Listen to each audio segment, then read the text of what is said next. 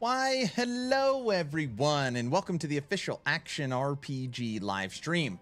My name is Aaron, owner and operator of the YouTube channel Action RPG, and we are officially 2 days until the Imperial Uprising mid-cycle refresh for Last Epoch, or update 117.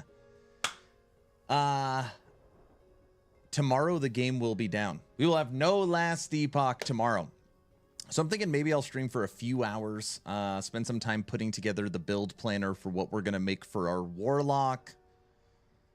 Something like that. I don't know. We'll probably stream for a few hours tomorrow, but in preparation for the Subathon, I've still got a ton of stuff to do. So today and tomorrow will be shorter streams as we prepare for the big one.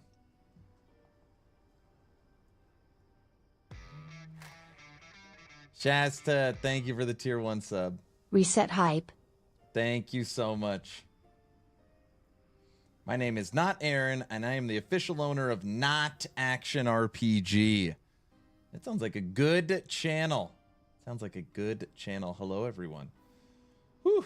So today, my plan is to get Golemancer and Dancing Strikes Blade Dancer to where they're like ready to record their build guides. We are also going to watch Tavern Talk live because senior developer co-owner Mike of EHG will be on with Darth and Gazzy. So we'll watch some Tavern Talk. I've already got it set up.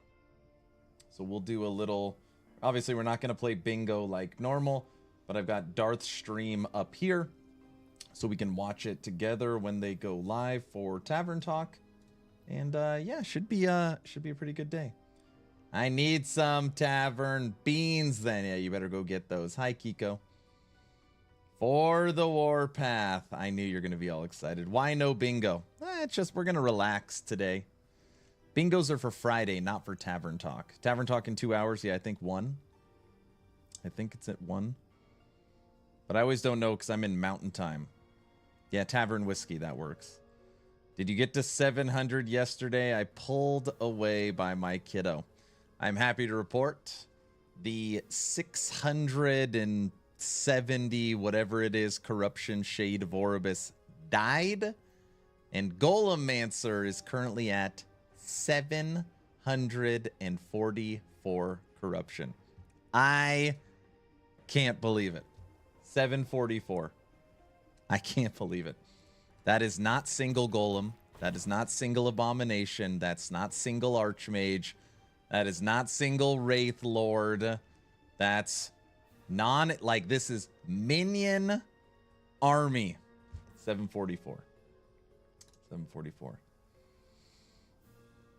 How did people have thousands of corruption? Well, I mean, I think you know the answer. 800 next. No.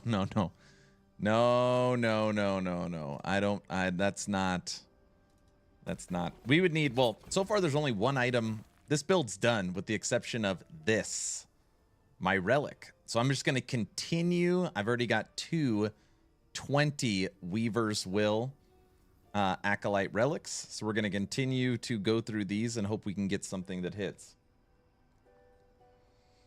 Reset button. Are you ready?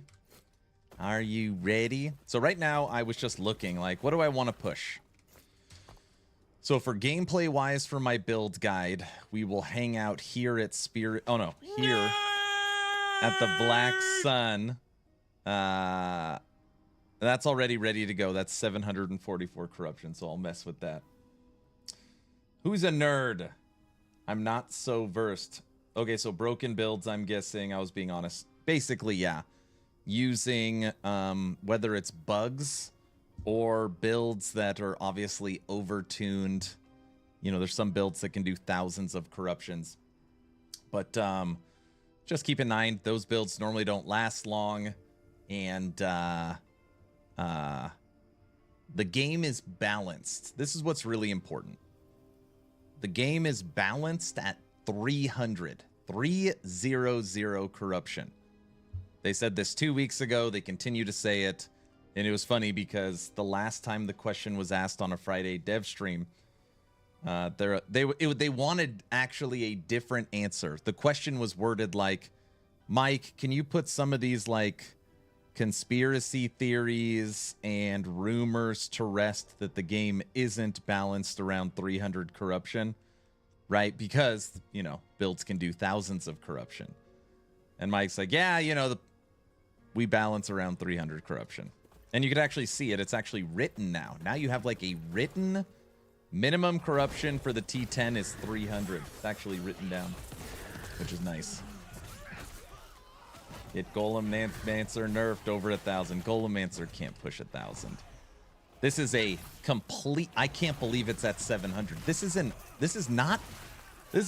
off meta. This is not a meta build. This is an off meta minion army build. This is not meta by any means. But this is how I like to play my Necro. When I play my Necro, I don't want one minion. I want an army. I want an army. You're going to play Lich for the reset? I like that. Create my own meta.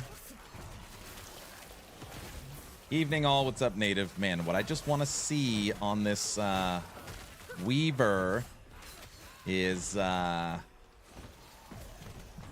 something that says minion.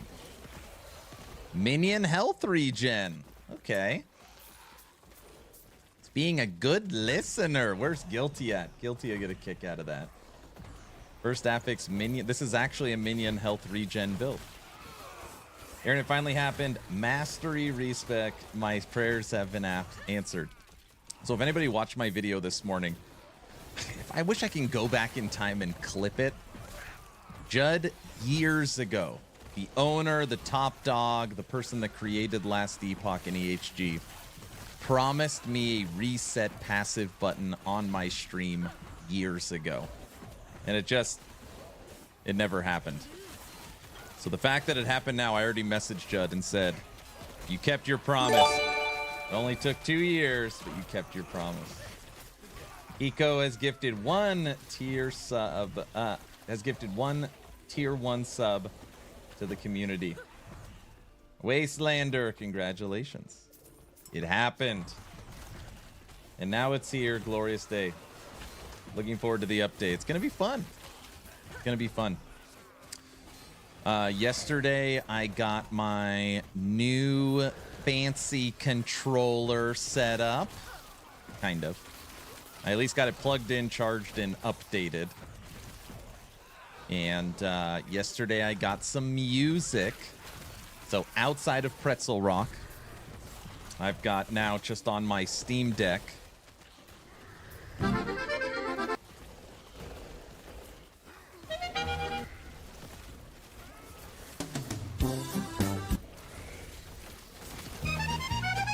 And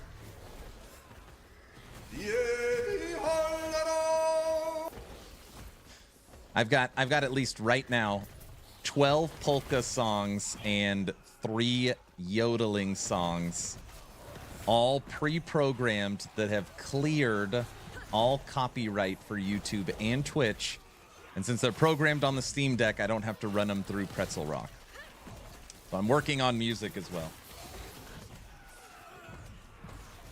Wait, where's the Subathon song? Oh man, I forgot about the Subathon song. All right, I'll get that tonight. You got to remind me. Tonight I'm going to work on all the chill jazz music for Aaron After Dark.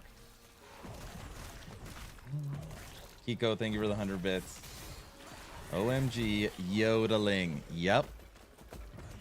Gotta have the yodelers in there. All right, Golemancer.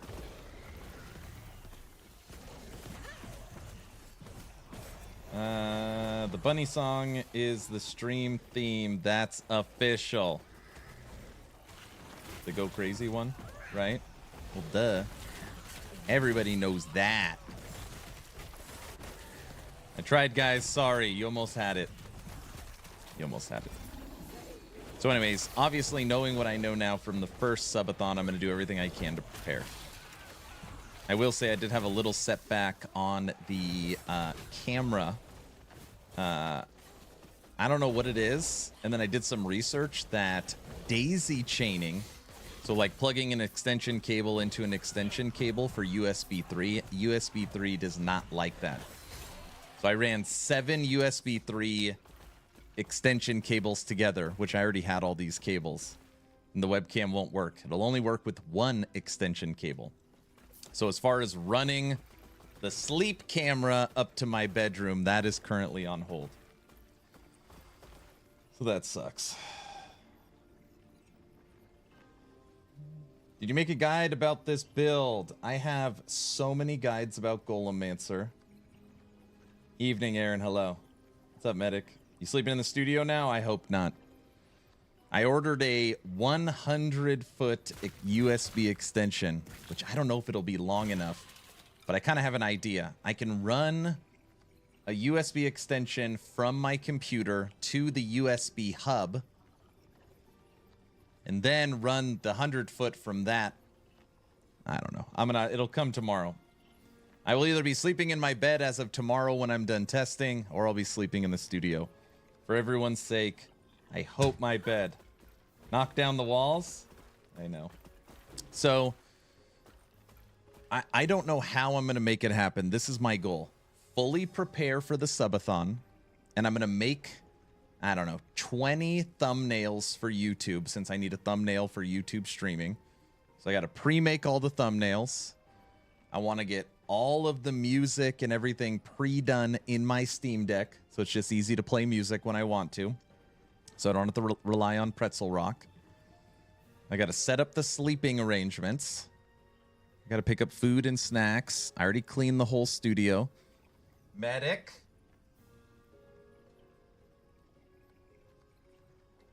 I've got my,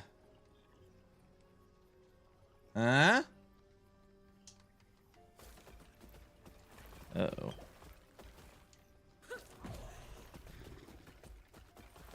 Well, that's not a good sign. Some of the buttons are working. Stupid wireless controller. Controller detected. How weird. It eludes me. There we go.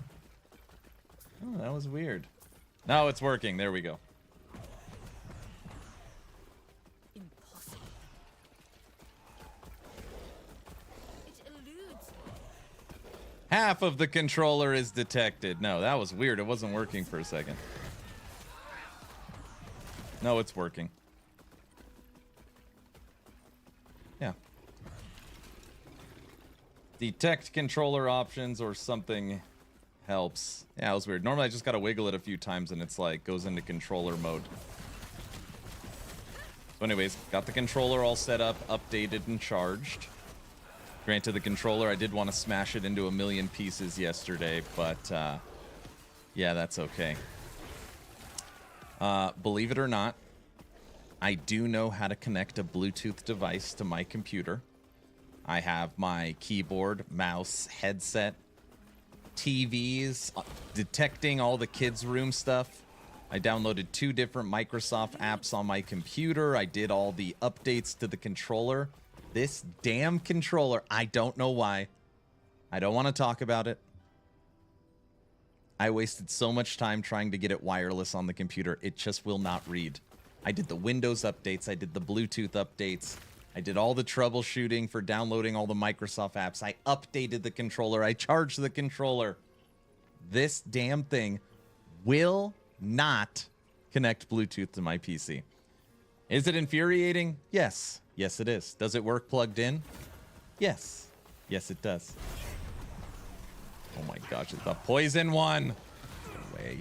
Don't have poison resistance.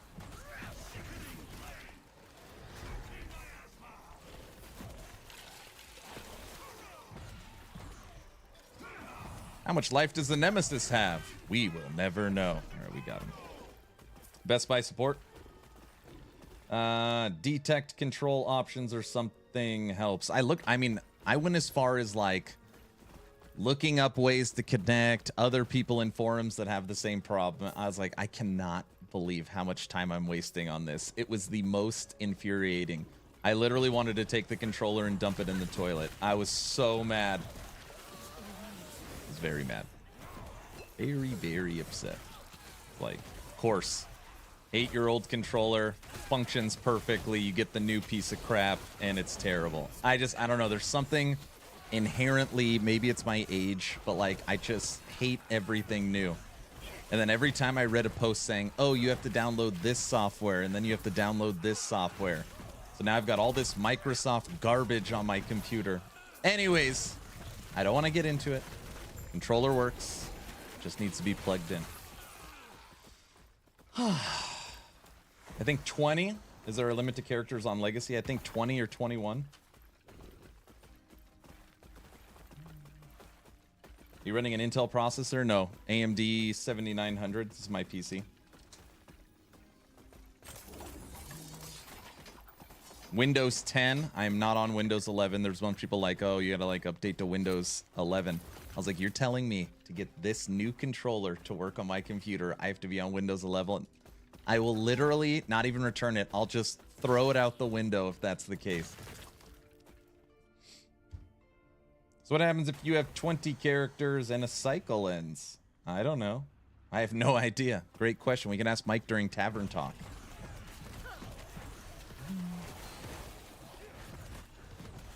Point being, I don't even know why I started talking about the controller. I went into everything I've been doing in the background. By the end of today, I am hoping all music is done and ready to go for the Subathon. And I got the controller already done. I already cleaned the entire studio. YouTube-wise, I still have 3 scheduled videos. This is what I'm trying to figure out.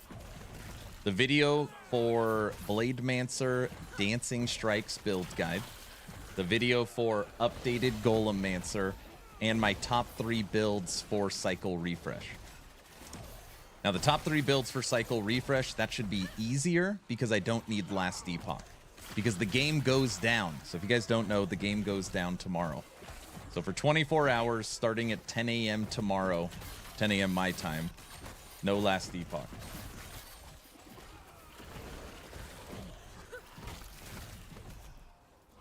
The Wolcen update for the server shutdown online character conversion is up. Damn. Did you figure out the sleeping? No. I did not figure out the sleeping. USB 3 extensions. Sometimes it works, sometimes it doesn't. I guess mine don't. You can't daisy chain extension cables. I can only run 1 extension cable. So, I had 7 USB 3 extensions daisy chained from my studio from my bedroom, and it didn't work. So then I have a new idea. I'm going to run 1 extension cable from my PC to the USB 3 hub, and then a 100-foot extension from that to my bedroom. But I'm waiting for the cable to come in tomorrow. So I'm hoping that works. If that doesn't work, sleeping in my damn studio. I don't even want to talk about it. Cable gets here tomorrow, so I'll test it tomorrow. I really don't want to sleep in the studio, but that's what I'll have to do. Time to make a loop of you sleeping. I can't lie to everyone. We won't care. There was a couple people last time where it was like, I don't know. They don't like it. Aaron, hi. Hi. How are you? Wait. How are you? What build would you recommend to start the new event? I understood what you were saying. So tomorrow's stream, since we don't have access to Last Epoch, will only be a couple of hours long, and I'm gonna build out in the build planner my build. I cannot be more clear. I don't know what I'm gonna do, but what I do know is it'll be a warlock. So I am gonna start as a warlock. What I recommend to people is play something you haven't played. If you haven't played a Necro, play a Necro. Oh, I've never seen Druid, you know. Try something new. Try something fresh. That has really breathed a lot of life into this game for me. I tried Dancing Strikes. I've never used Dancing Strikes before with Rogue. I tried Dragon Flame for Marksman. I've never done that. I tried full Reflect Thorns on Spriggan. Like, anytime you try a new skill, a new mastery, a new build, it's just so much fun. So that's my real recommendation is find something you've never done.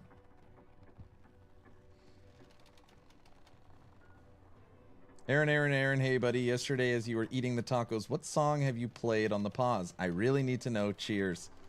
My one of my channel leaders, Guilty, produced and made this song. It is called Alive. And it's kind of been a channel anthem for years.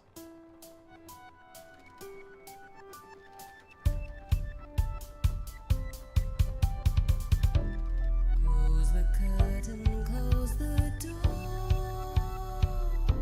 It's getting too bright in here. To be clear, I don't know if you can get it anywhere. I have no idea. Maybe you can. It is called Alive. A-L-I-V-E.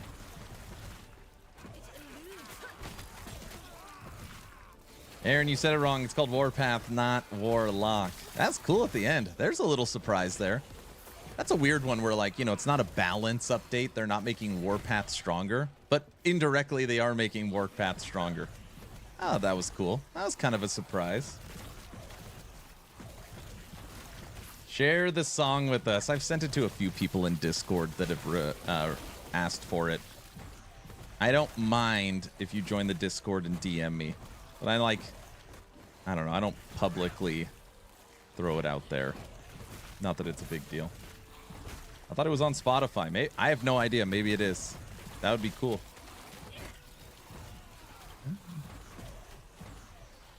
Same, I've never played a lock, however, I feel like we'll end up as a necro. It's really funny you say that because my plan is to try maybe a warlock necro. So a summoning warlock. I don't know. It actually has summoning support. The problem is main summoning support is through zombies. And zombies inherently don't do a lot of damage. So, but your zombies vomit scales off non-minion. So technically you could have zombies pop up that use your damage, whether that's fire or necrotic.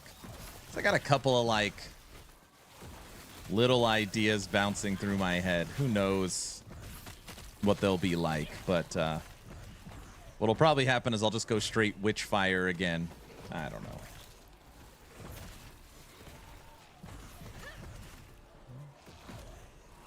Oh, that's interesting. I know so little about those classes. I've only played Falconer builds. Ooh. And I don't mean ew as in Falconer's bad, but if you're used to the Falconer, then you are used to extreme power. If you played Dive Bomb, if you played Ballista. So just know that not all masteries are made even. That being said, I don't think Falconer's super fun.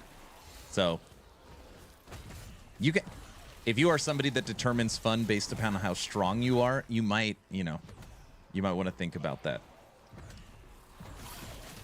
Falconer is Angry Bird last Epoch edition.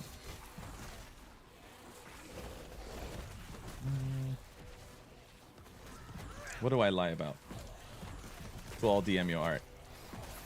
Is Ballista that good? I think Ballista's the only build that broke 5,000 corruption. I think 5,000. Something like that. Yeah, I think Ballista's the best, isn't it? Again, just like for a second, run those numbers in your head. EHG, the studio that made the damn game, said if you hit 300 corruption, you won. You won. You're top 1%. Now think about 5,000. This is insanity. You lie about Falconer not being fun. No, that's not true. I didn't say Falconer's not being fun. Incorrect. That is not what I said. I'm saying you can have a lot of fun with a different build. More fun even, but you probably won't be as strong. So if you value the fun factor,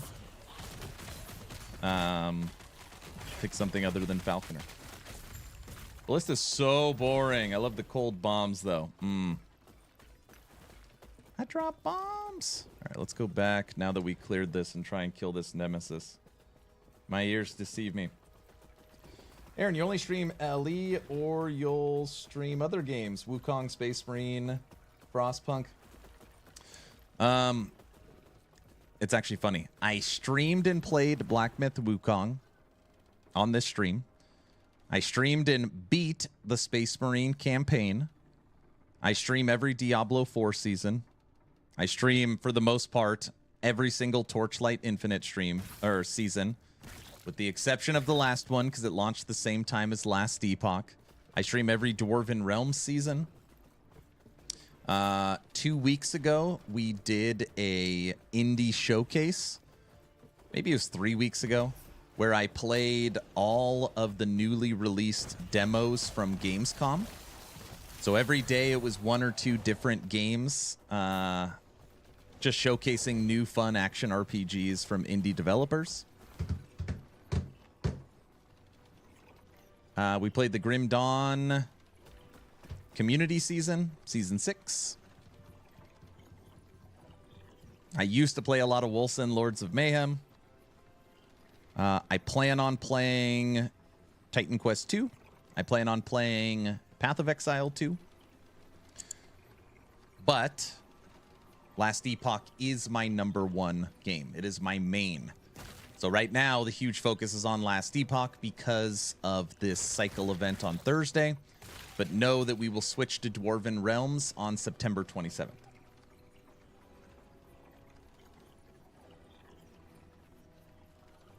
Okay, my bad. I only pop here and there in CLE. Yeah, I mean, if you're throwing a dart, most of the time you're going to hit Last Epoch. So that's understandable. We cannot let this poison dude hit us at this level. He will one-shot us. Don't follow me. Oh, crap. The whole army is dead.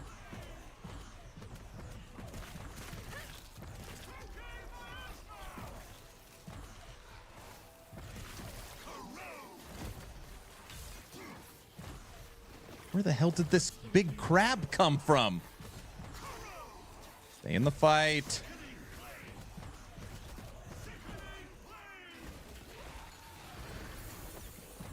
Yahtzee. Got him.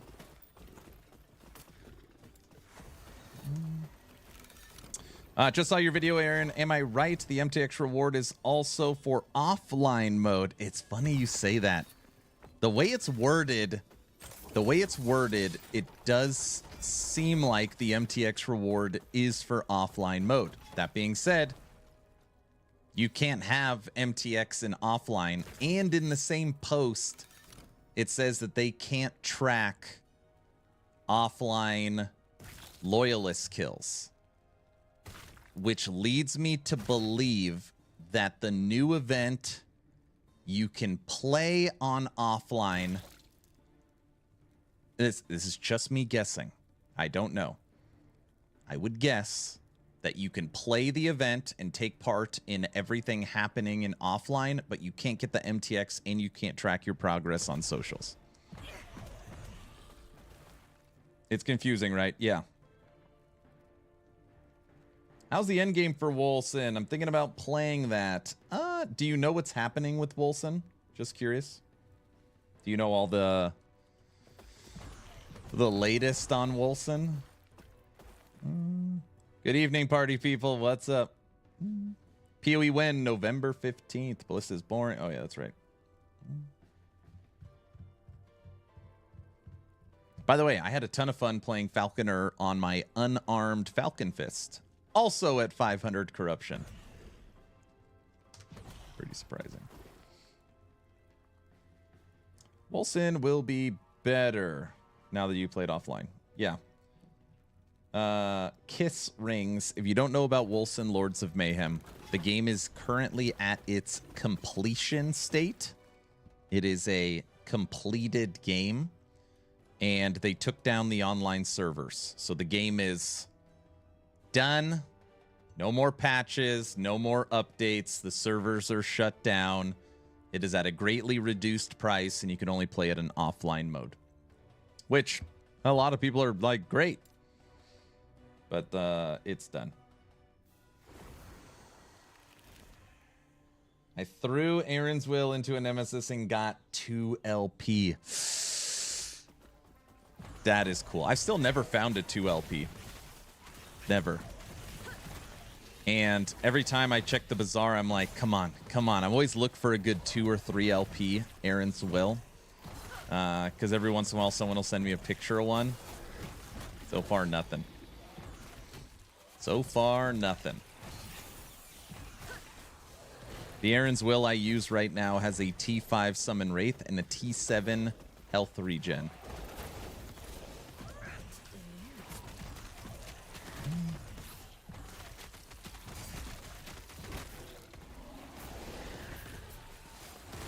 Wolcen's endgame is fine.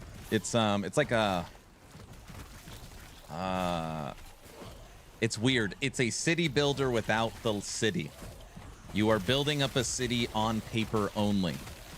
So it's like build up the walls, you know, and boost the blacksmith. But you don't actually have a city. It's just on paper. And they give you different wards. And then you have a war table with different activities you could do. So it's like a low-end mapping that you could manipulate as well. It's okay. It's all right. One thing that Wolcen's always had is it's built on CryEngine. It's a beautiful game. I think it's beautiful. I always liked the way it looked. It always had some performance problems because that engine is not designed for isometric action RPG, but it looks good. Would you recommend Wolcen in offline? I've been thinking about picking it up too. I don't know. What price did they drop it to? Is it $10? How much is it?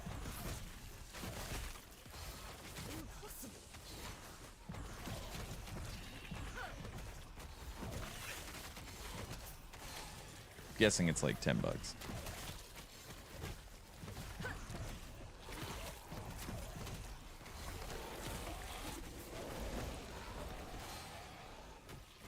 Wolcen Steam.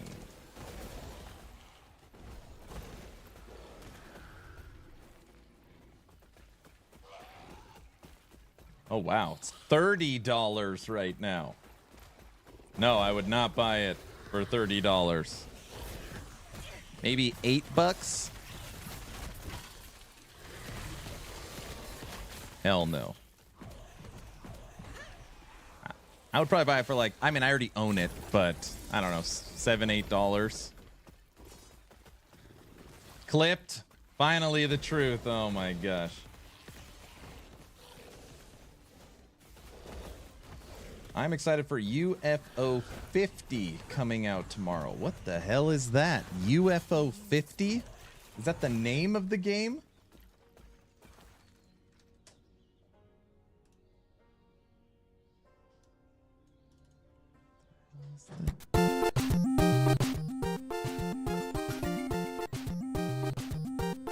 Dude, the music right off the bat reminds me of Mario.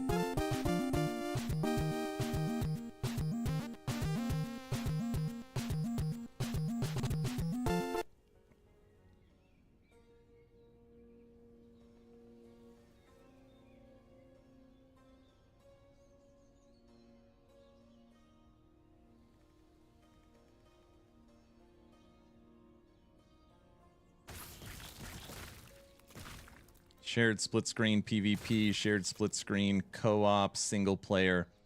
50 different single and multiplayer games that span a variety of genres.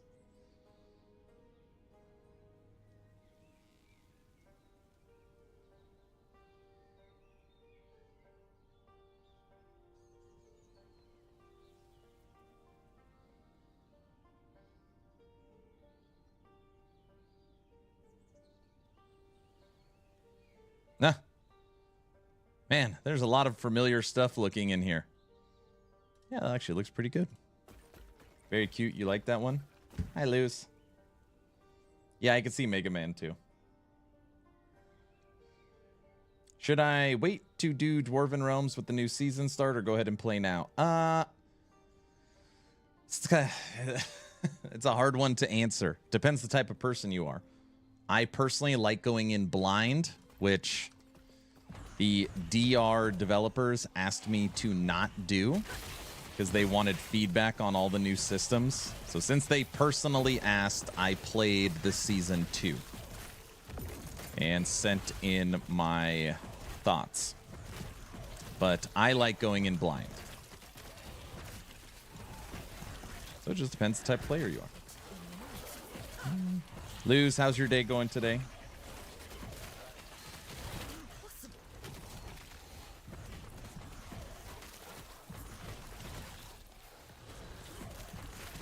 Good, I hope.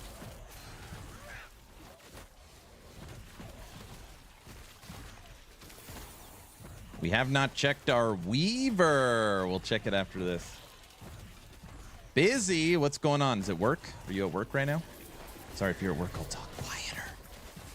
You're at work.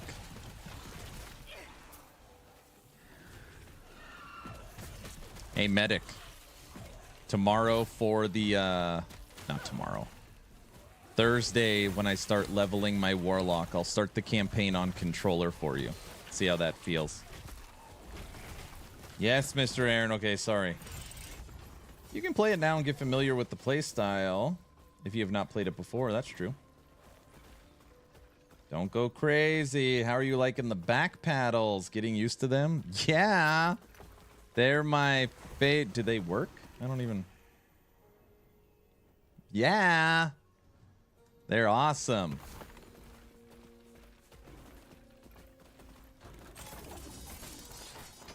OMG, tricksters and DR are annoying. You don't like them? All right, let's check it. Guilty, I said earlier you'll get a kick out of my 20 Weavers. The first affix that hit, minion health regen. First affix that hit was minion health regen. Let's see what else we got. Oh my gosh. T7 minion health regen. And then we got elemental damage over time. Oh, and fire resistance again. Whew. 153. Base 153. I wonder how tanky the golems are. Cough, rigged, cough. No. Okay, we're going to switch this out. I've got another 20 and we see what we get. I'm almost positive. Isn't it Skeleton Mage on Relic?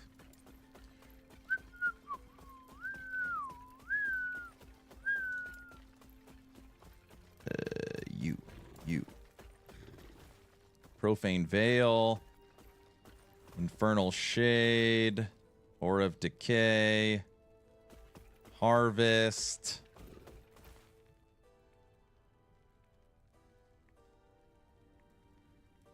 Skeleton Mage. Yep. +2 to Skeleton Mage. This is what we were using. Poison Res, Life, Skeleton Mage, Intelligence. Which we need the poison. All right. We're going to start leveling our next one. Minion health regen is nice. That is nice. Okay. You. And you. Increase health. Should we try to fight Lagon at 600 corruption and give him 30% more health? We can. Ugh. Yeah, the controller's fine. I don't like, what does the back panels do?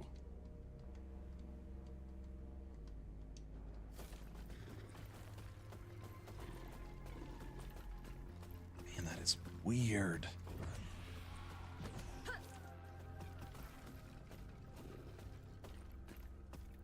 So the controller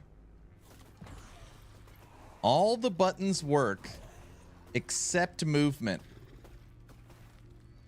Wonder why movement doesn't just kick on. I just punched a bunch of buttons and it finally worked last time. You're saying reset controller?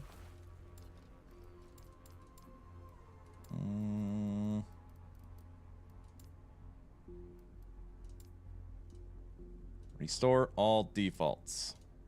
Right?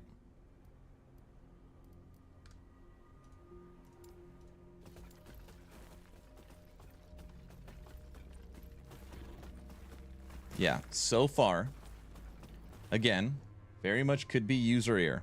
User error. I hate this controller. Just FYI. Just want to be, I'm not saying it's the controller's fault. But so far as function and use, it's horrible. It's absolutely horrible. All right. That is done. Hit assign controller if it ever stops respond. It doesn't respond. So, and this controller for whatever reason leaves, like, why does the arrow stay up? It didn't do that with my other controller. I don't know. I really hate it. All right.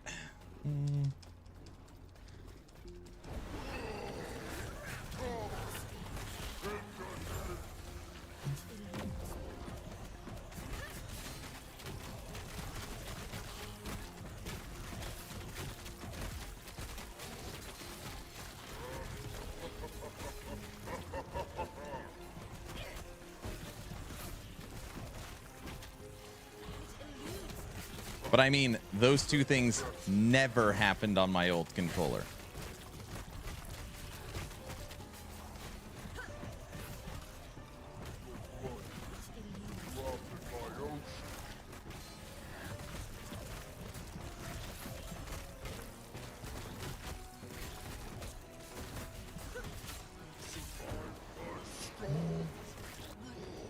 Surprised you haven't seen that one yet? Now it's... Oh, I thought it was gone. It was just hiding. So how do you get rid of it?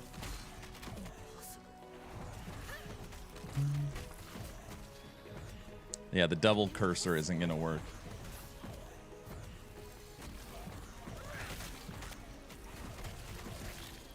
I feel like it's weird. There's something inherent about me that likes old stuff. So the fact that my 8-year-old controller literally hasn't had a singular problem, and this thing has cost me hours of time and doesn't work, just makes me think I should just return it. That's just like my old grumpy self. Relog. To get rid of this, I have to relog. Yeah, this controller. Oh, you just unplug it. Now it's gone. There we go. Yo, yo, yo. Hello. Where did the beard go? Okay, so this is what happened. Part of the Subathon goals starting on Thursday is going to be facial hair reconstruction. And my wife was already telling me I needed to shave. So I shaved, I don't know, 3 or 4 days ago. And by the time we hit that goal, I will have the proper amount of facial...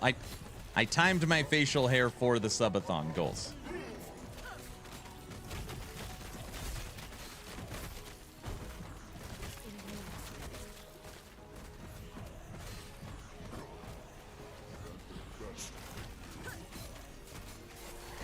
Oh! Physical. Man, not having this physical resistance is killing us. It is a simple driver problem for the new controller. Nope. I updated every single driver. I updated the controller. I downloaded all the Microsoft apps. I have an updated Bluetooth, updated Windows. Nope. I've got everything.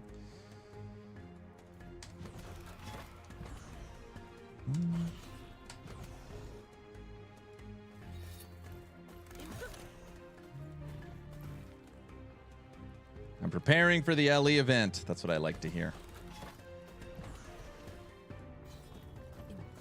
Firmware update on the controller? I mean, obviously the game is up to date. My computer's fully up to date. And I downloaded the Microsoft app, plugged in the controller, and they updated the full controller to the recent update.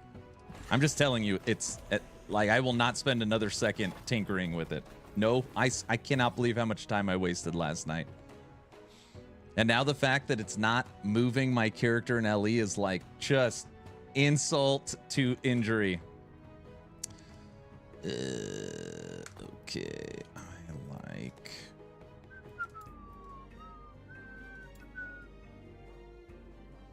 you got slapped so hard when you went back, you went back in time. That's how it felt. R mouse button 4. Okay. That way I can make golems with my mouse button. That's what we like. I'm sure your son will know how to... No, he doesn't know anything about computers. He's a console guy. He's a console kid.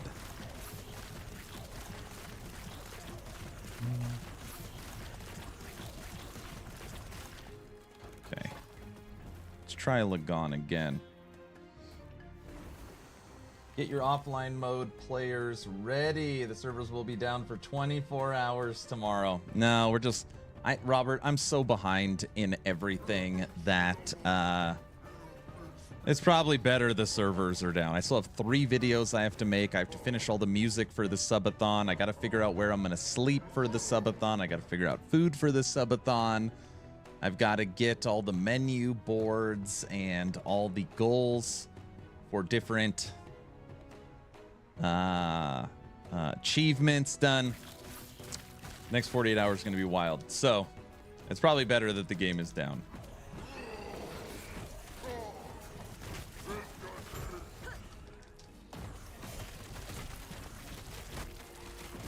Take that, Mr. Lagon.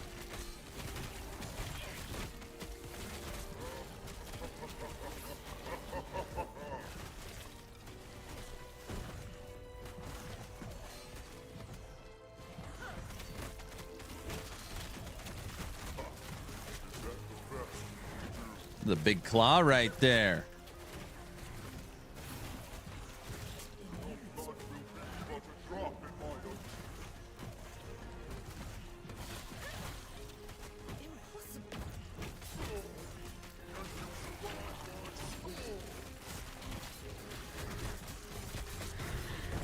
Oh! We must have parried that one. Somehow we didn't die.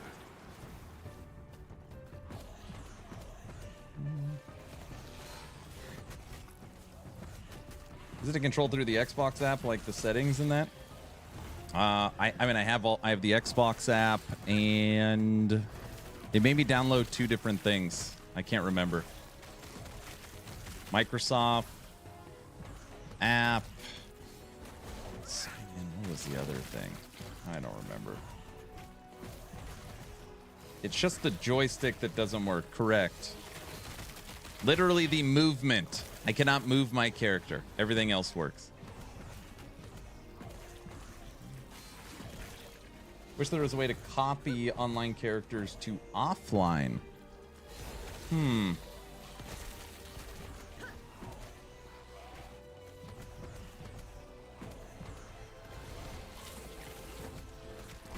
They gave you a doggy controller? Yeah.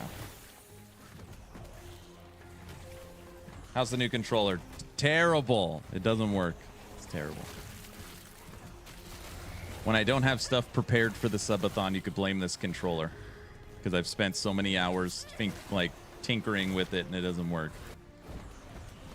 I can use every button on the controller other than movement.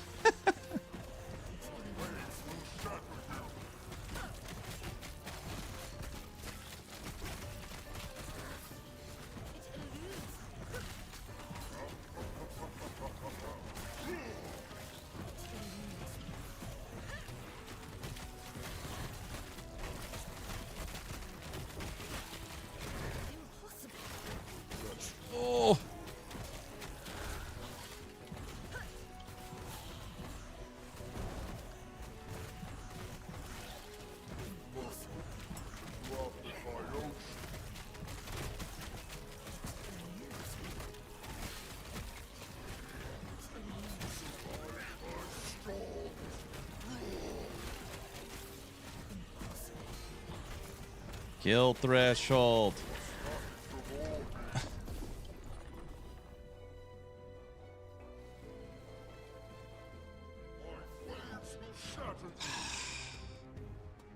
Seriously, just terrible. Oh, it's just it was really bad on my part. I ran into it. Talk to the store. No, just gonna return it. Never think about it again. Like, who possibly has time for that?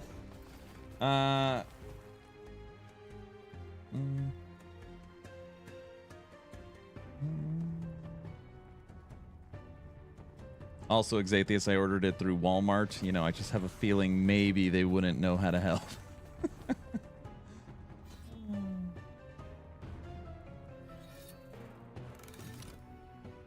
Yeah, everything else works.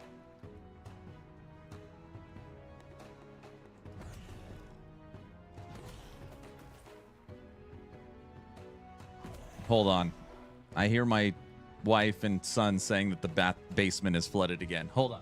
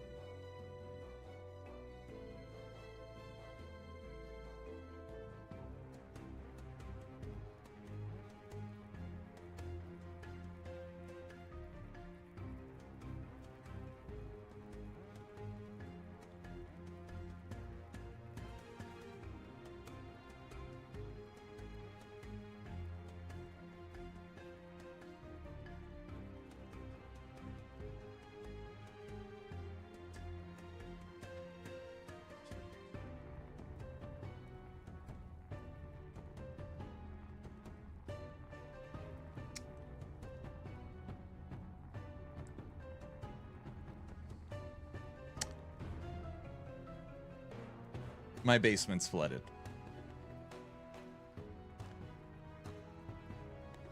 I'll be back in a minute.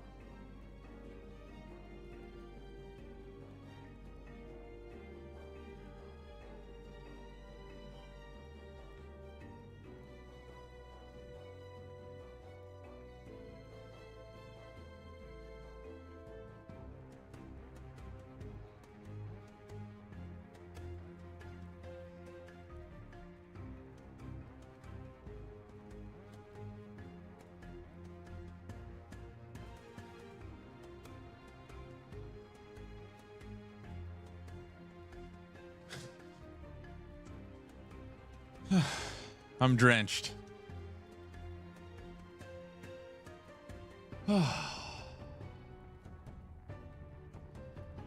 Hello, everyone.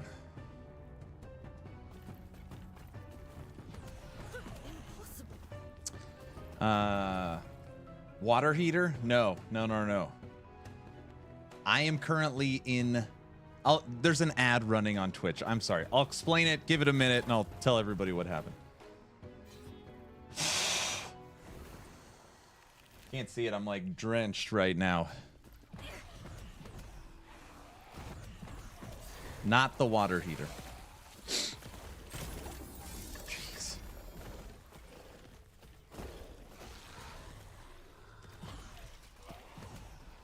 Actually, I'll take that. You never know when you need a T7 mana regen. Take your time. Yeah, I'm like catching my breath. Actually, it's like way easier to explain with a picture.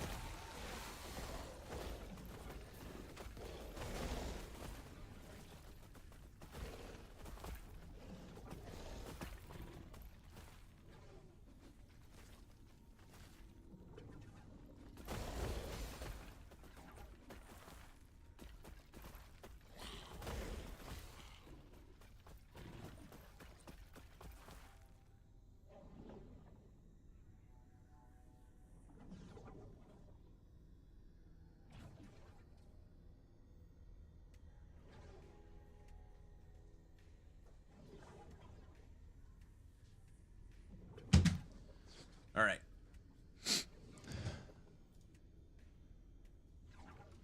So, in Idaho, at my house in Idaho, you have the main floor, right? You've got the house, and then you actually, from walking into the main floor, you go down the stairs into the basement. And obviously the basement in the house is underground. Well, per code, when you have an underground basement, you need to have window wells. So if there's an emergency, you can get out. This is an example of the window well. So technically, since you're underground, you could climb through the window, up the ladder, and get out of the house. Well, we are currently having like a crazy rainstorm, okay? A crazy rainstorm. And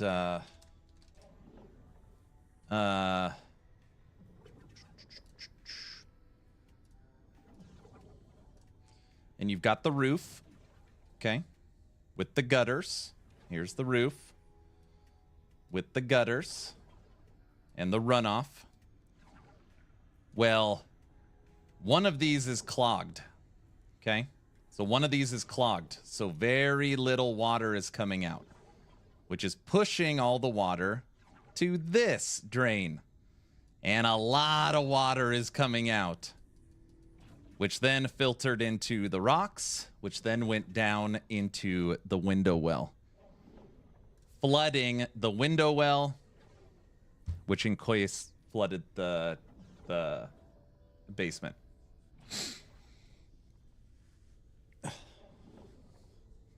Does that make sense? Whew. So I had to run the water out into the middle of the lawn, and then I had to use a bucket, literally a bucket, to fill the bucket of the water in the window well, run it outside, up and down the stairs over and over again, then get a ton of beach towels to dry the floors. But yeah, when the storm's over, I got to go up in the gutters and unclog it.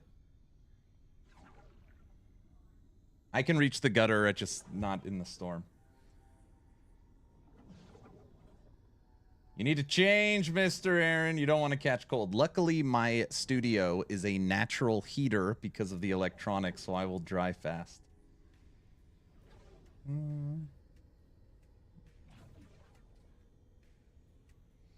I have window wells at my place, and I have a few issues with one of the window wells where there's been extreme rainstorms happening about a month ago when I had to bail out the well. Yep.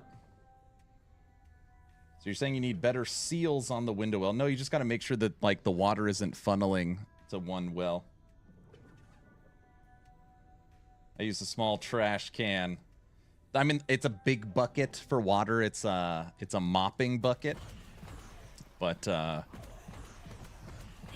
yeah, I heard all the commotion, and my wife and my mother-in-law and my son being like, the basement's flooded, right? Because think about how much water it takes to, like, you know, cover a large portion of the floor. Not that much, even if it's a, you know, thinner layer. So I've seen nothing like that in Australia window wells. Does Australia have basements?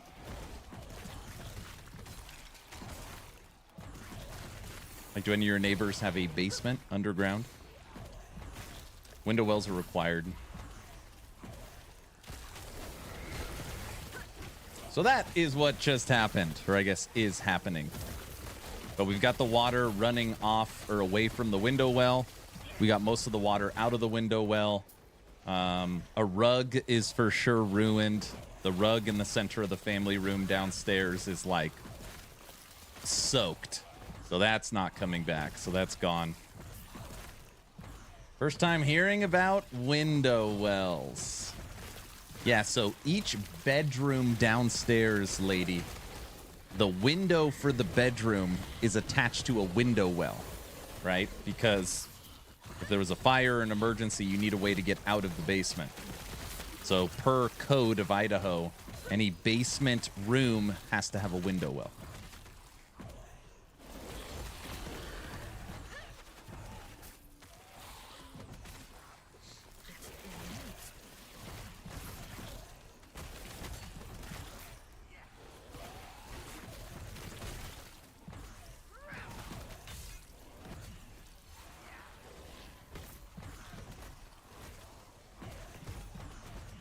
Ugh. Does your studio have a window well? It does not. 4 damage. Poison. My studio does not have a window well. That's because this studio is not a bedroom. So this studio is like, when we bought this house, this studio was a like toy room for the kids. It was just filled with Legos and chalkboard and stuff like that. This is not considered a bedroom of the house. So for example, if the house was, you know, 5 bedrooms, 3 bath, any designated bedroom has to have a window well.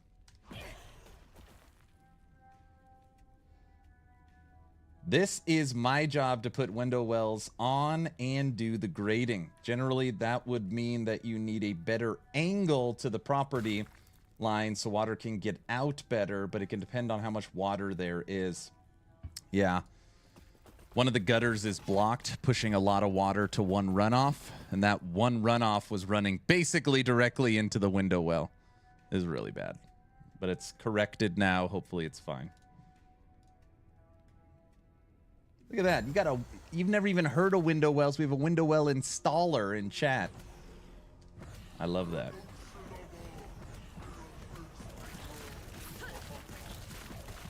Window well for the bedroom feels nice, like a personal waterfall. No, that's not what you want. You never want the window well to fill up with water. It's bad, bad. Bad, bad, bad. It's such a nightmare. We've had the downstairs flood.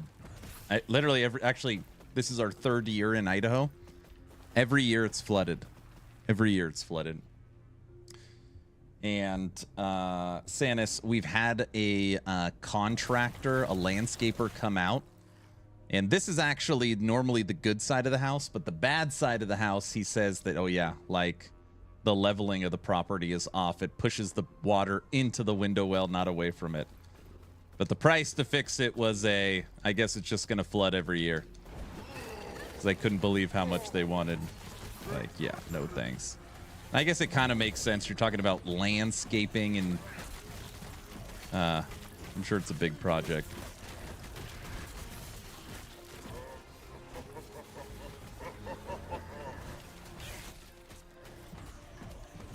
It's something you'll have to do. Correct. Oh, we haven't checked our Weaver yet.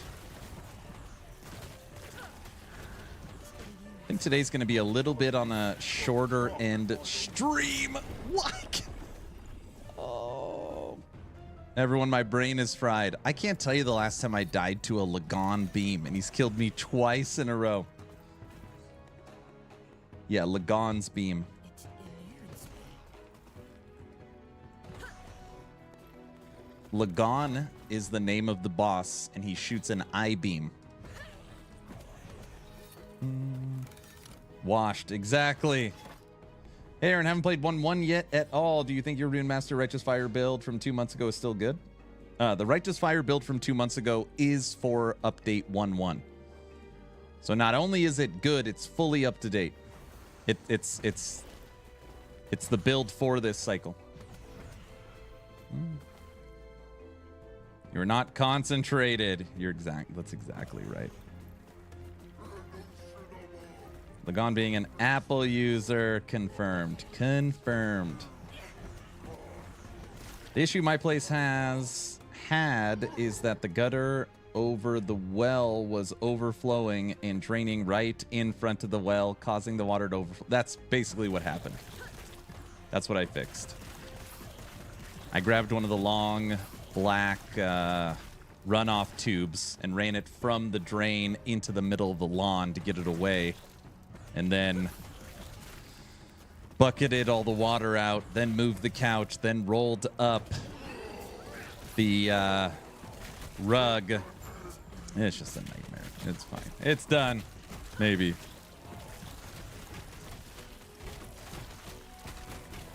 Man, it is like really raining too.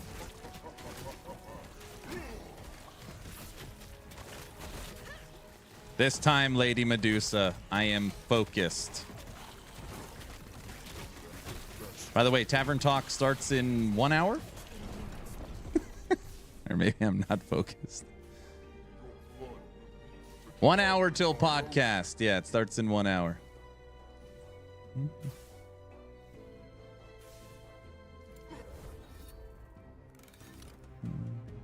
Excellent. I haven't kept up with my minor patch notes, so I'll be checking. Just checking. No worries. This time.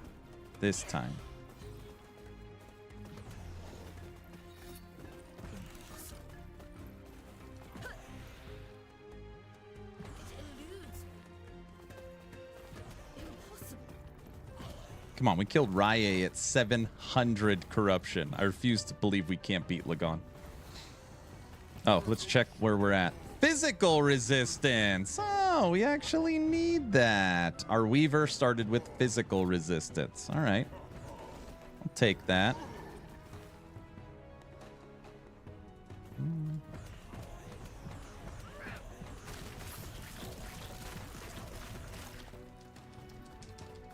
Get up there, army.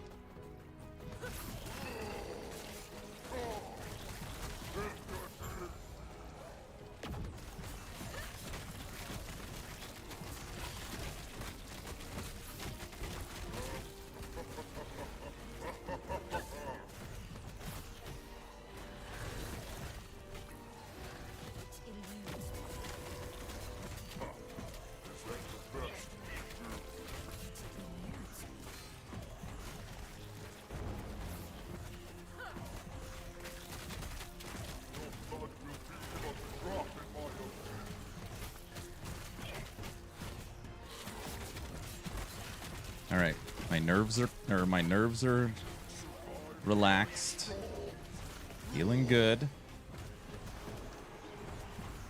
Phase 2.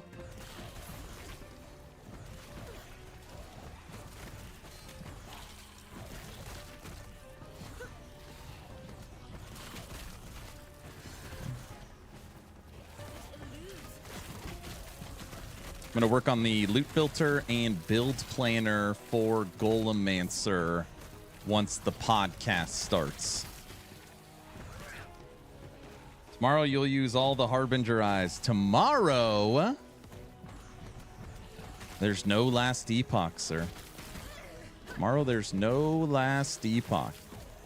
Tomorrow, my guess is I will stream for literally 2 hours. And it'll be a Here's the plan for Subathon. Here's all the menus. This is what we're doing events-wise. This is what we're giving away. We're going to make a build planner for Warlock and kind of have just getting ready for Thursday. That's my plan for tomorrow. Trying to have a nice, relaxing evening with the fam bam. Yeah.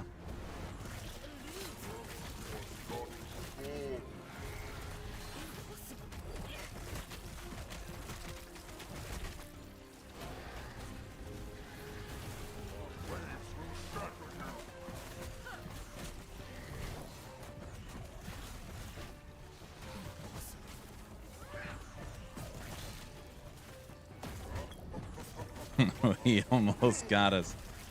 Final boss ward.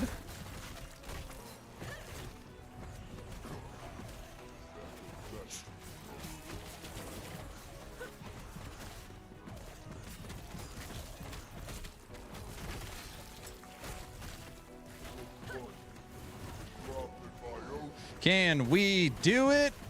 Yes, we can. And zombies, do your thing. You're the ones with the kill threshold. Take them down. See? We can do it. What build are you thinking for Warlock? Because I ran it at the start of the season as a Torment Lock. Now, Torment Lock is one of my favorite builds, so it might turn into that. We might try a Spine Whip Warlock. We might try a Witchfire Warlock. We might try a Torment Warlock. Or we might try a Necro Warlock. I don't know. Look at that. A perfect 100% lightning damage. This is the actual blessing we care about. Now, this is one of the weird blessings where it double rolls. Okay? So you'll see here that the purple bar going in a circle. To the untrained eye, you would think, oh, I got a better blessing. And maybe I did. But this has a 19 health regen base roll. And this ring is based upon the top affix, not the bottom affix. So we know the top affix is a better roll. The question is, what is the bottom? And it is 14,194. 14,194. So the 19,173 is better. Good night, Lagon. See?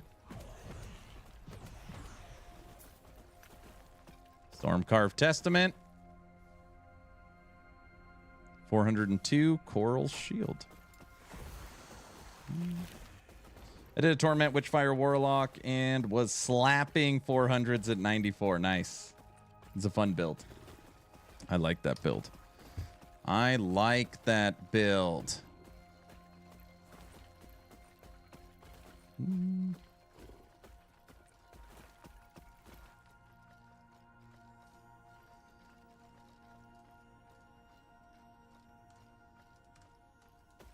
Hello. Musta. Hello. Damn window well.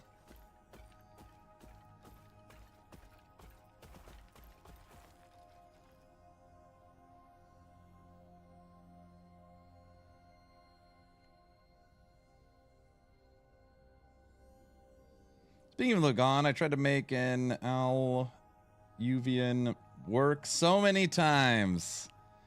Whenever I think of that sword, I think of Tempest Strike.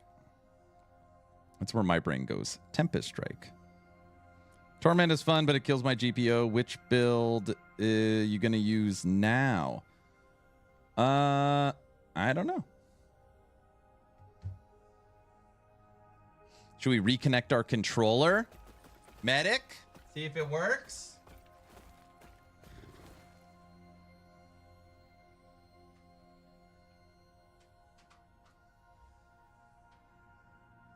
Controller detected.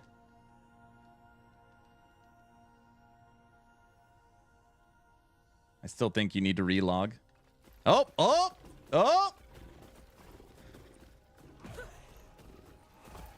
I think that's what it is. When it's not working, I just need to unplug and plug back in the controller.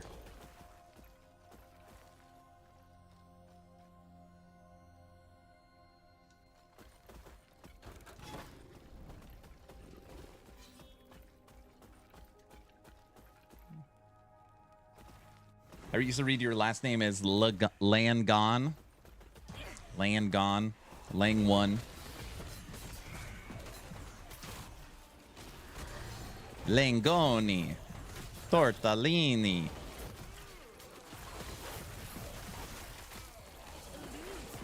right, everyone, we're officially on the new controller.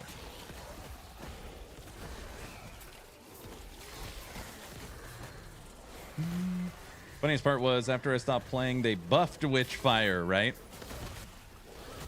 I like Witchfire. Warlock, there is so much you can mess around with. We can mess around with triggering Harvest. We can go full bleed, go full physical, full necrotic, fire physical, Necro Warlock. We can go channeled Ghost Flame. There's lots of stuff. Warlock will be fun. We can mess around the whole cycle on Warlock, honestly.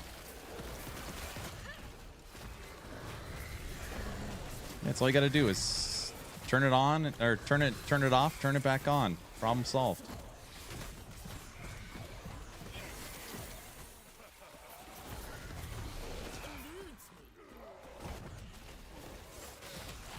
All right, controller's up and running. We're back, people. All right, what the hell do these sticks in the back do? Medic, you've got the... You're in charge now. What can I do with these things behind the controller?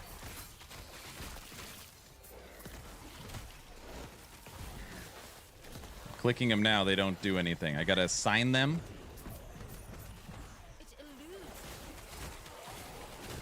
By the way, I've got that feeling right now. I'm like damp. You know that? You've been out in the rain, you're like a little damp. Oh, did you get the elite controller? Yeah, I got this piece of crap. Look at this thing. Sorry. Yeah, I got it. Assign them a button in the app. So I... Okay, listen. I understand these are questions that I should know the answers to, okay? Understand that I've been a keyboard and mouse gamer for 25 years, okay? So just, you could laugh all you want. I don't know anything about controller gaming, okay? When you say assign them a button, can I assign them any button? Like spacebar. Like any button I can assign on this, or I can assign a controller button.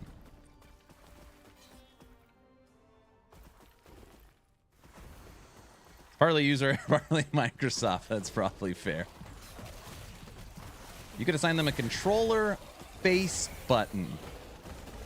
Interesting. So I can assign them to like Y, right? So for example, every finger does something. I don't have to worry about moving my right thumb to hit a button. There's a piece of software that will allow you to do that, but you're not ready for that. Oh, a piece of this, I probably have it already. That's funny. Okay, but I can't assign these back 4 buttons with inside of Last Epoch. I have to go through Microsoft.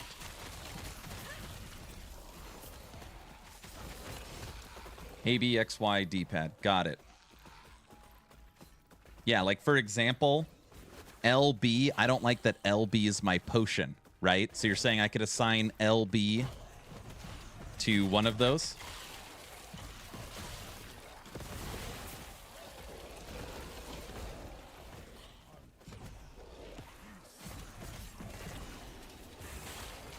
Correct.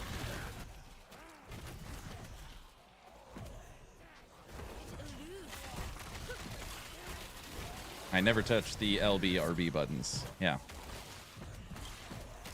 Well, your fingers naturally rest on these buttons in the back, right? So it's like silly to have to move your finger off the triggers to hit the button. You can also go into the controller settings in-game and change the buttons on your controller to do whatever you want them to do. I got it. Yeah. You just can't assign the back buttons a button.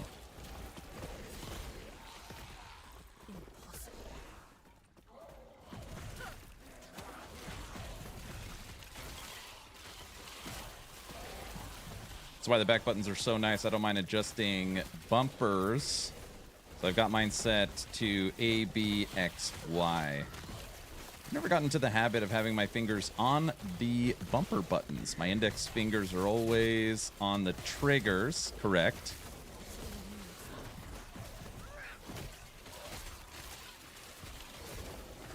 I'm literally playing right now and resting my two fingers on the two back buttons. The way I'm holding the controller is I've got 4 fingers on the 4 back buttons with pointers on the triggers. Is that weird? I don't know what the hell I'm doing. Everything's dying though. Gosh, I'm so good on a controller.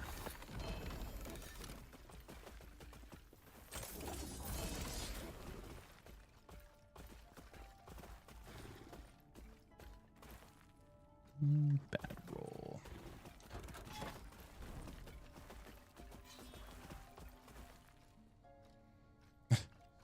This wants to add 400 corruption. So stupid. What is this? 360 corruption for Moses?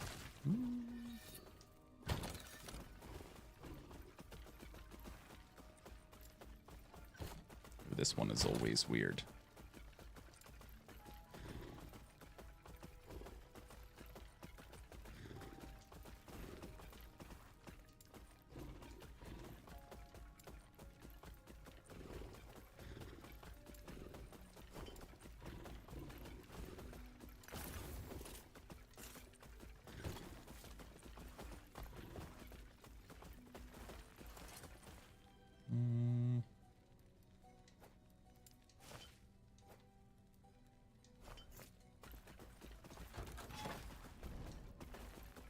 I'm trying.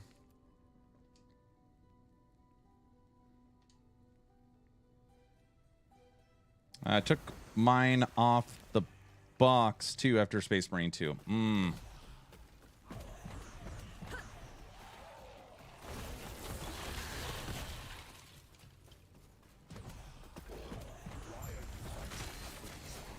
Ow.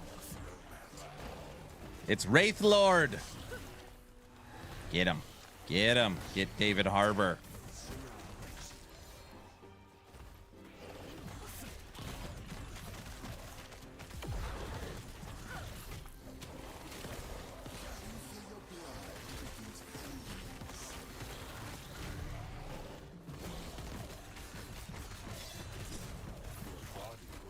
Wraith Lord is getting eaten alive. Half-life. Minions still full life.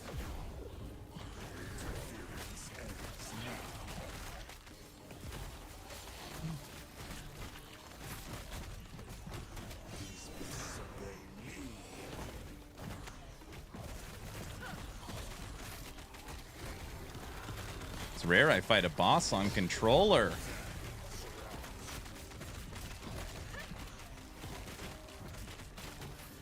Oh man, he got freaking murdered.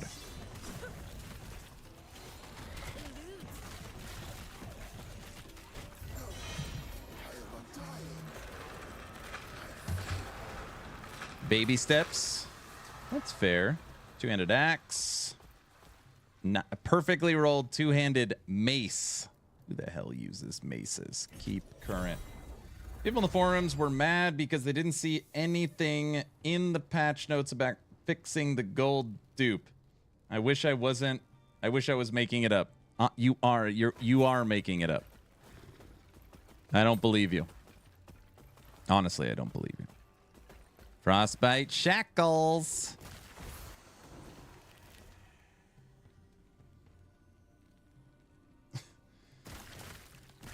So they didn't fix the forged weapon ring bug. The fact that the forged weapons are crushing, I did not see any fix there.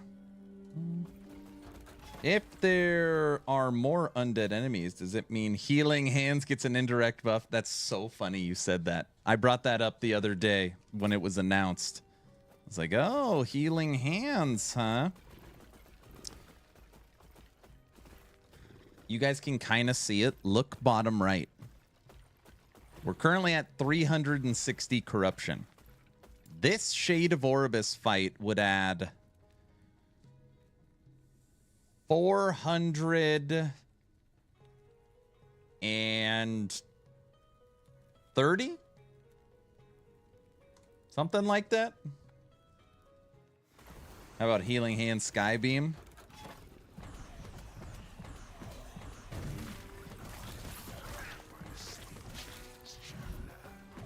I couldn't even see the shade. He was in the middle of all of them. Like, why the hell didn't he jump out?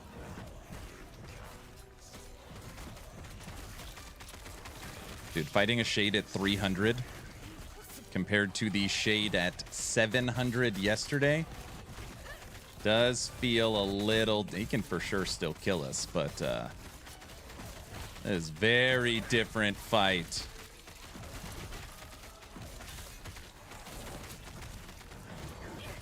Here it comes.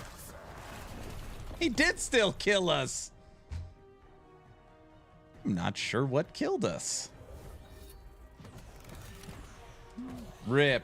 Love your content. Joining next stream with friends and on Discord. Oh, thank you so much. Thank you. Thank you. That was just overconfidence right there. That's all that was. Post, that didn't count. I was just screwing around.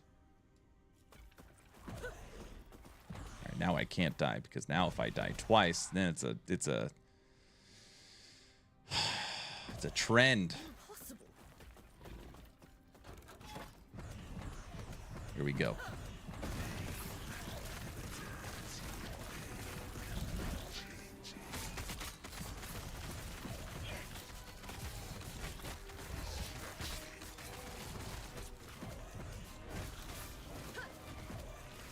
I think it was that little void thing right there that killed us.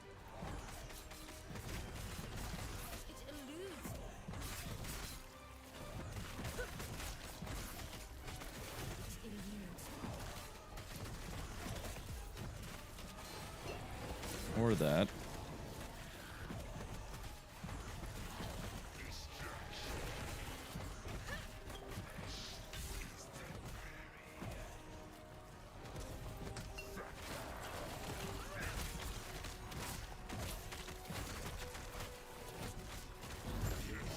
See? Told you it was easy. You guys ready for this? I'm not saying we can actually play at this level. Golemancer. 783. 783.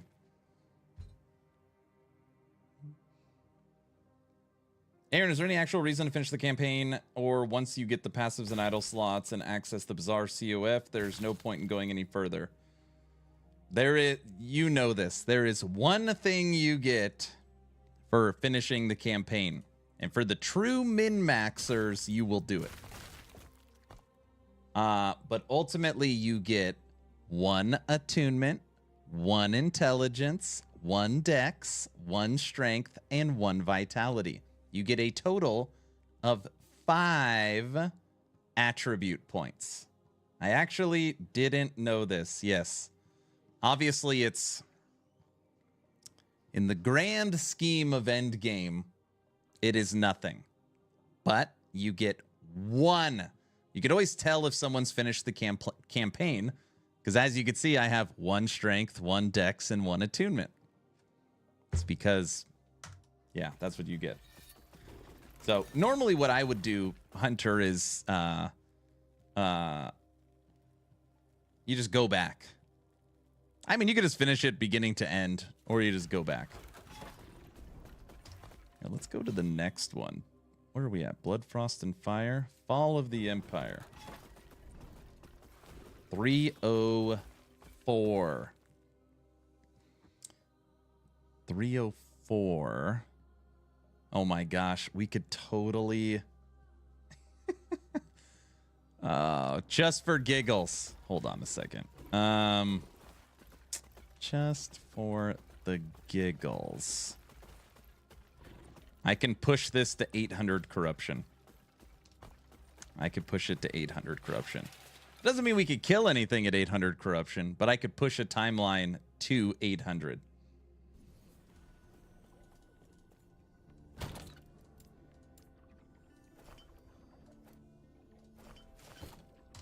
I'm getting really good at... it's not tricking the system. It's as it's intended. But basically, if you jump timelines, you could add 50 corruption over and over and over and over again.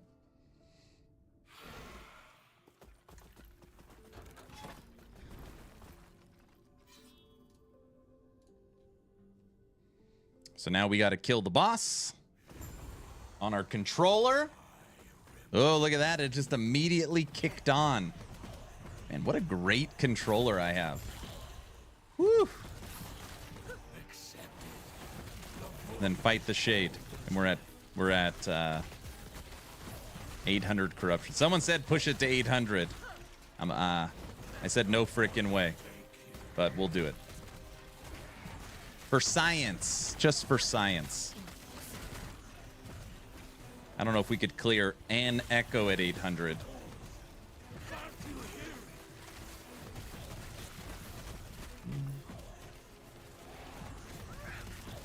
Tavern Talk kicks off in 32 minutes. So 32 minutes, we will watch the dev stream with senior developer Mike, Gazzy, and Darth Microtransaction.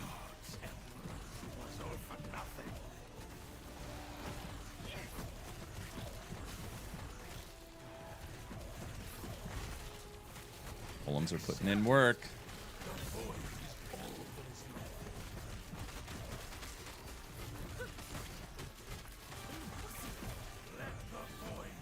And zombies kill threshold.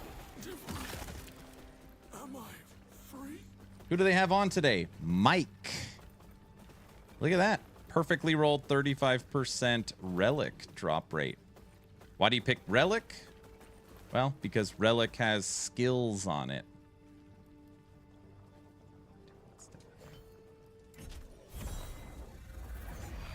You're naturally killing bosses on a controller. I appreciate it. It's not true. Okay, ready?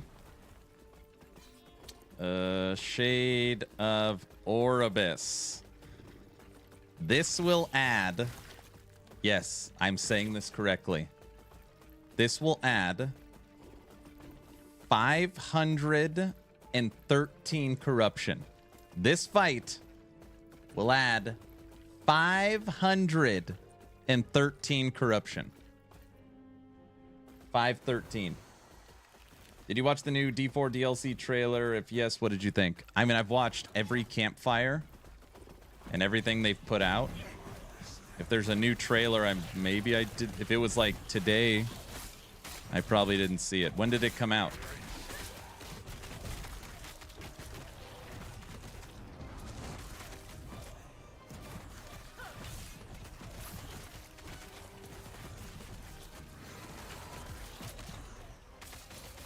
Oh, Shade of Oribus is getting eaten alive. Just crushed.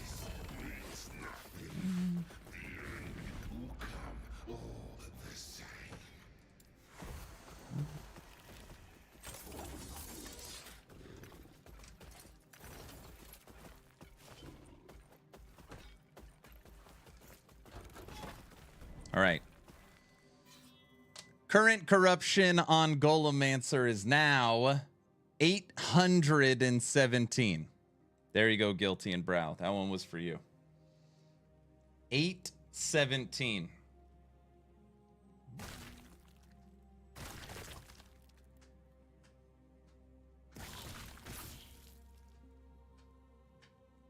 $817.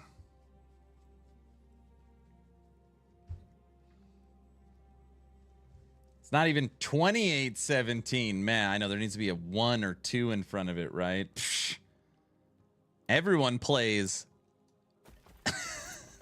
One, nobody plays minion army. Everyone plays single golem, single archmage, single abomination, single wraith lord, right? So one, nobody plays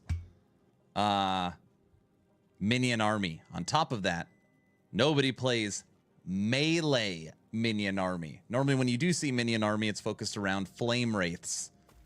It's very unmeta. I like it. I like it. What else can we do? All of these are like huge. Where are you at? Oh, it's like the one timeline that is at 100 corruption. Let's see if we can kill anything at 100 corruption. Came out yesterday in the Diablo channel. Yeah, I didn't. If it came out yesterday, I did not see it.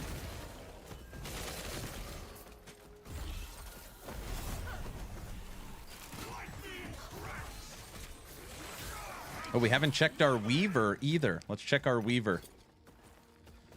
Spell, critical strike chance, physical resistance, elemental resistance. This is a perfectly rolled 75 physical resistance on it. Holy moly.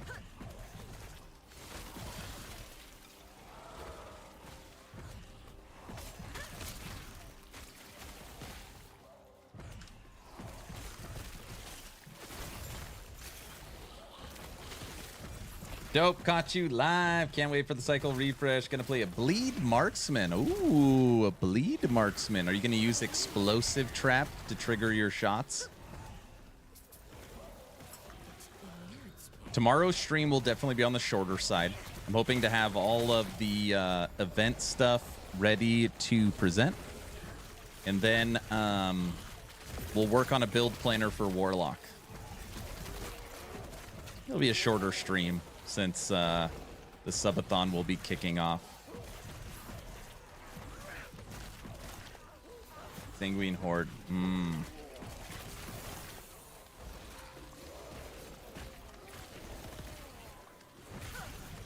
A lot of resistances on this relic. Luz, how's works going? Busy? What did I miss from the patch notes, my friend? Reset all passive button. Memory leak fix. Update to Warpath for spin to win. More details on Stash Tab Affinity. MTX reward coming for the new event. 28 new shrines. 5 loot lizards. Hold on. Memory leak.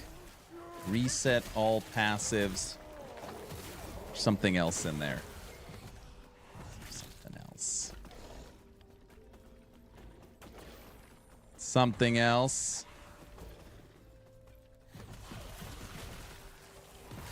Here's a hot take for you. The how many hours is it question about games is stupid. Who cares how long a game is if it's fun? Just a horrible way to judge a game. Wait, give me a little more detail. What are you talking about? How long what is? Poison overload warlock with minions using serpent's milk. Minions can trigger many strikes of poison. Many poison stacks using serpent's milk. Okay, that's a good idea.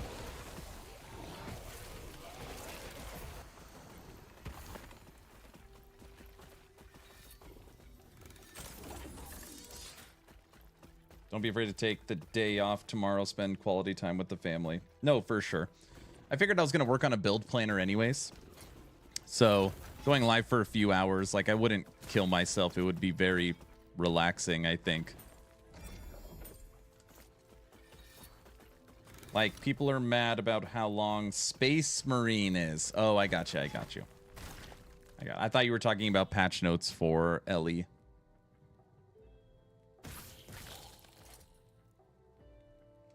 We got to see the final affix.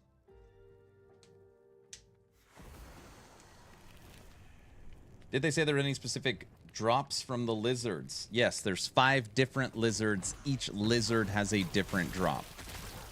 Again, this is just guessing. I don't know. But you would think 1, crafting materials, keys, exalts, unique.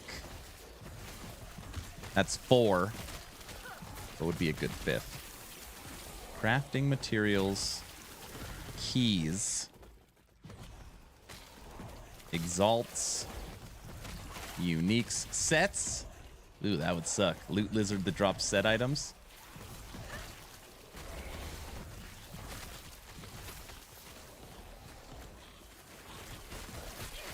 But I'm not sure how overload works with minion poison stack. Should reduce poison res and not. You never know for sure. You're right. I mean, until you test it, you don't know. Ask Mike if lizards show up on the mini map. It's a good question.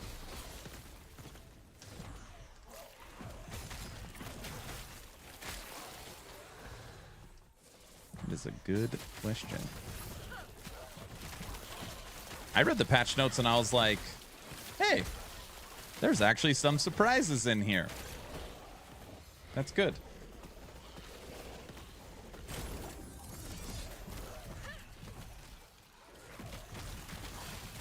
Basically what I think they did, and it's probably what it's going to be, is these little caches, these little chests that you come across that have crap in them. Some are keys, right? Some are crafting materials. Some are elites. I'm guessing they just took these chests and like strapped them on the back of a lizard. And when you kill the lizard, it's like opening a cache. It's my guess.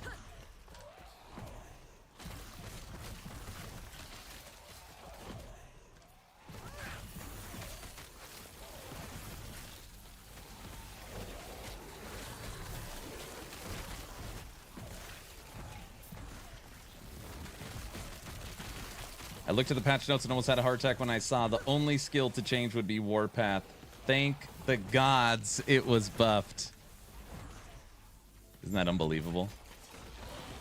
When you talk about, like, good luck, if you are a Warpath player or planned on playing Warpath for the cycle reset, that right there is a gift. That is a very nice gift.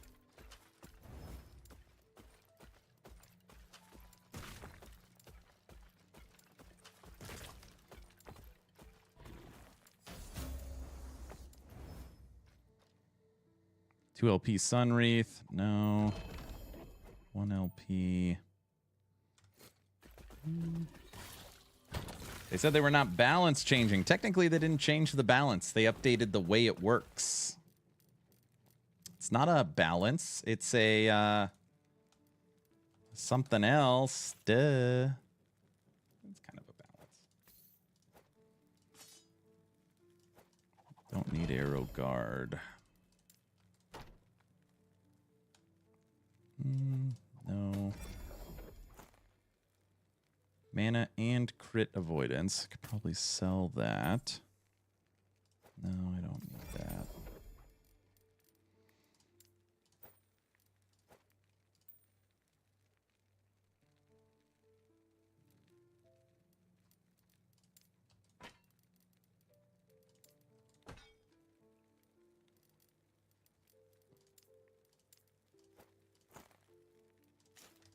Okay. I'm just saying nobody should have been expecting that. Oh, for sure. Well, I'm kind of tried to make Shaman work before it was buffed. I was born in suffering. Hey, there's nothing wrong with that. I like the way you think. I like that. Checking quickly on Tavern Talk. Ooh, where the hell are we going to put our camera?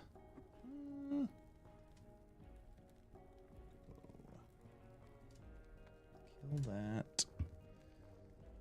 And let's see how this looks.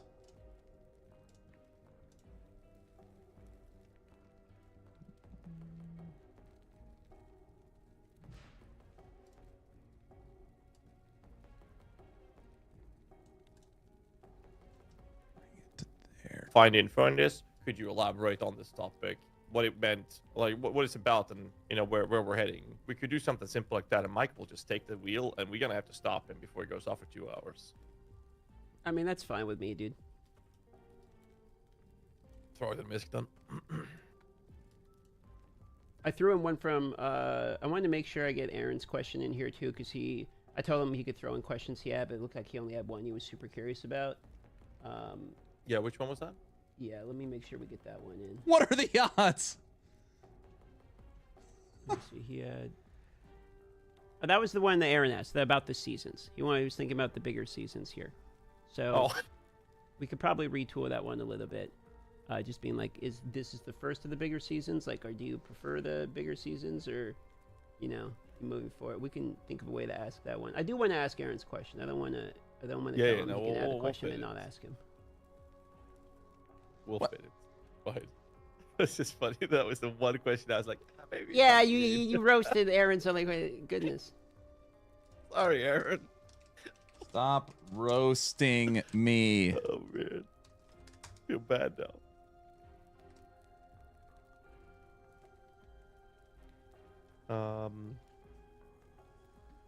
What else we got? There we go. They're talking about you. I'm aware. Do we need to reword them, or we just wing it? Cause we got 17 minutes. All right, it's good. We'll just use them as bullet points. Okay, that works. Let me see if he has any other questions he wanted to, because he only asked one, but maybe he had others he wanted that. I don't want him to feel like he can only ask one. They're literally talking about me right now. It's so he's kind funny. of the guy that's been like, he never moved away. He's still covering Last Epoch all the time, so he's probably more informed about everything than we are. Be good if he had anything that he'd be curious to have added in. Oh, you guys have any I'm gonna use the questions you restroom. want them to ask? So I don't Go for it. use it during the podcast. I'll be right back. Well, if you guys have any questions, just DM'd me.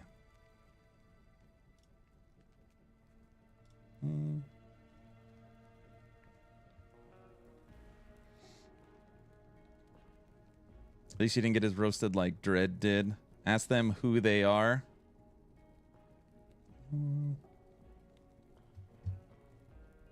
What are the odds I'm making sure the stream is good and Gazzy and Darth are literally talking about me? Make DM push them for more on cycle. Ask DM if he loves Riker. Can you turn them up slightly when it starts? Yeah, I could do that. Not a problem. Okay.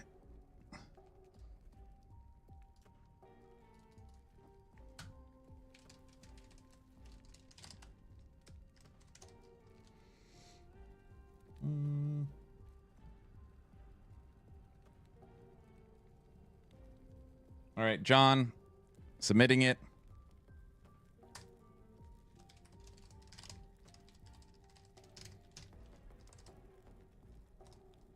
Plans for skip the campaign. Yeah, plans for campaign skip.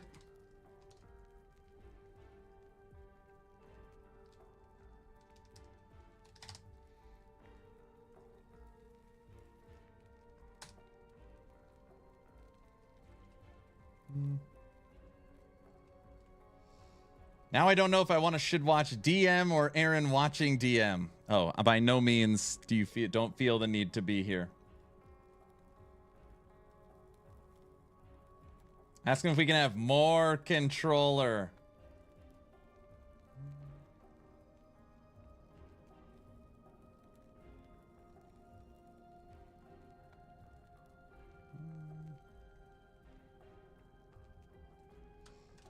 Will mid-cycle events are mid-cycle events plan to stick around?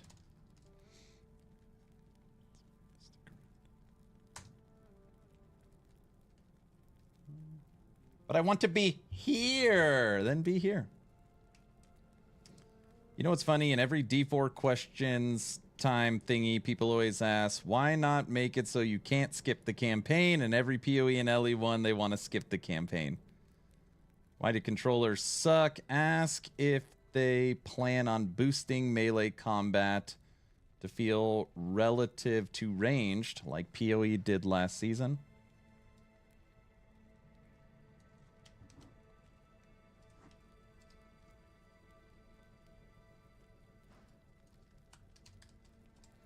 Any plans on boosting melee combat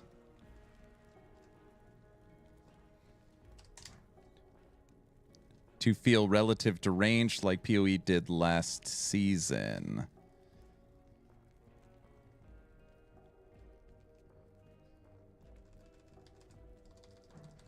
To feel more balanced to ranged. Any plans on boosting melee combat to feel more balanced to ranged like PoE did this season?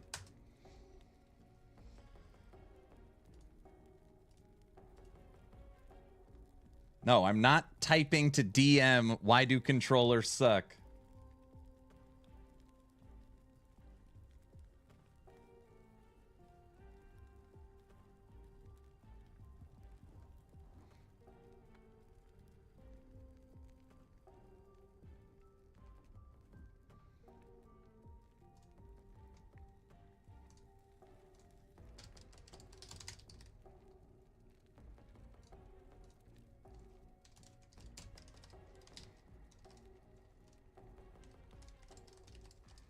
Now Gazzy's DMing me.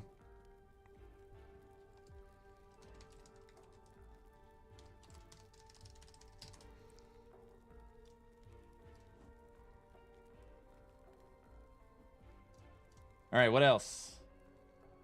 Do it. Anybody have any questions? DM and Gazzy are DMing me right now on Discord for the podcast. Oh, I could take my picture down.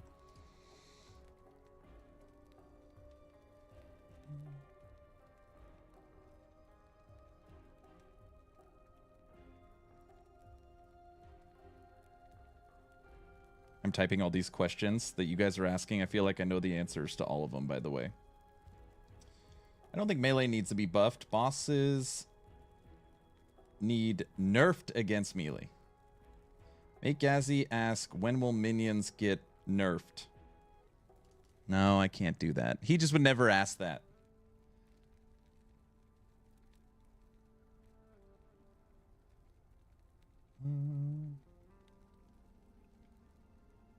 All right, I think that's good.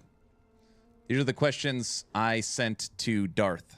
By the way, this is the question that Gazzy was talking crap about. Just to clear the record, this is the question Gazzy was talking crap about. My question to Darth was, can you ask Mike, has EHG thought about moving to bigger seasons every 6 months with a mid-season event instead of trying to compete with PoE, PoE2, and D4 every 3 to 4 months? So the only question I submitted to DM, because he asked me for questions, was that, has EHG thought about moving to bigger seasons every 6 months with mid-season events instead of trying to compete with PoE, PoE2, and D4 every 3 and 4 months? And that is... Gazzy didn't like my question. From you guys, I put in Party Finder when, plans for campaign skip, question mark. Are mid-cycle events planned to stick around? Any plans for boosting melee combat to feel more balanced to ranged like PoE did this season? Done. Good? But I would like to hear Mike's thoughts on controller improvements while in combat. I have problems with Leap. For sure. But Medic, that is more of a question on a Friday live stream than than this, I think. Unless they do an Ask the Audience. Ask when they're going to fix the gold dupe. Be quiet. Be quiet. I thought my question was totally fair.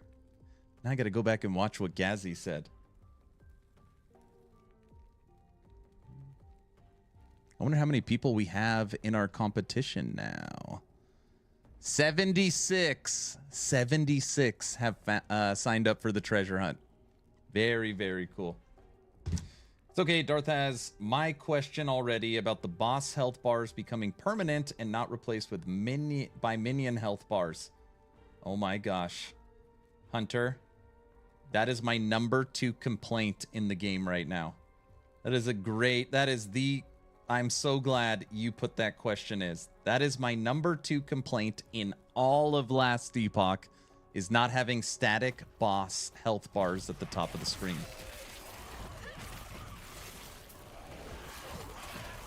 Gives me bananas.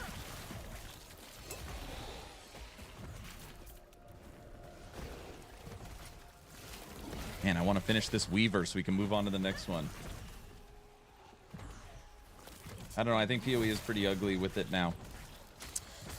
The boss health bar doesn't need to be huge. But, like, why do I want to know the health of my 1 of 12 vines and not know how much health the boss has? For example, with Necro, it's funny, I restructured this build because I used to use Transplant. But Transplant, you can't use Kill Threshold because you don't know how much life the boss has. So think about that for a second. I can't use Kill Threshold with Transplant because I don't know when the boss is low life. That is a real, actual problem. Yeah, they'll add more Weaver items. That's coming on Season 3 or Update 1.2 since they are combining 1.2 and 1.3.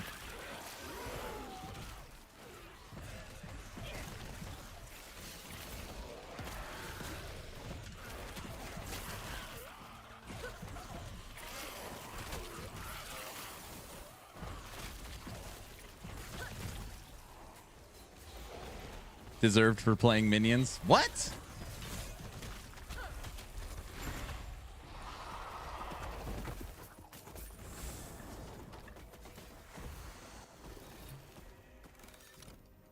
Deserved for playing minions. We get our 4th affix. Oh my gosh. Damage while channeling.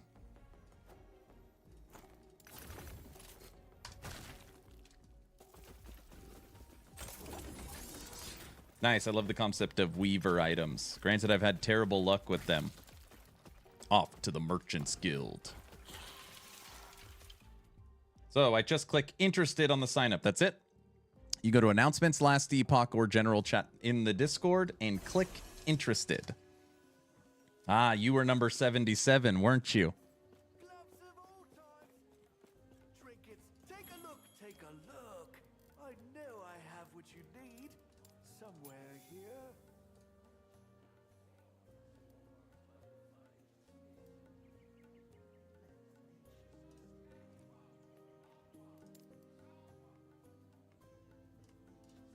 It's actually funny. I haven't even looked if there's just a legendary one already that has what I want.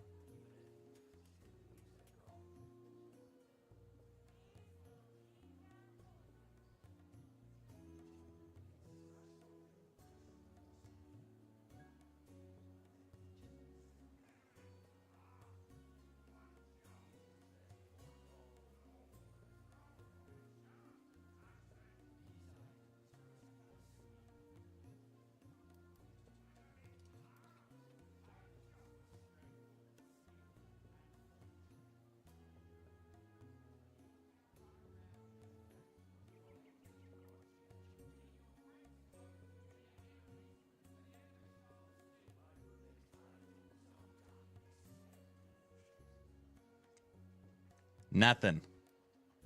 Okay. I've got a lot of offers on this one, I do. Don't miss out. All right, they're getting ready. I'm going to throw them. I'm going to mute this audio now. Okay. So the game isn't popping up.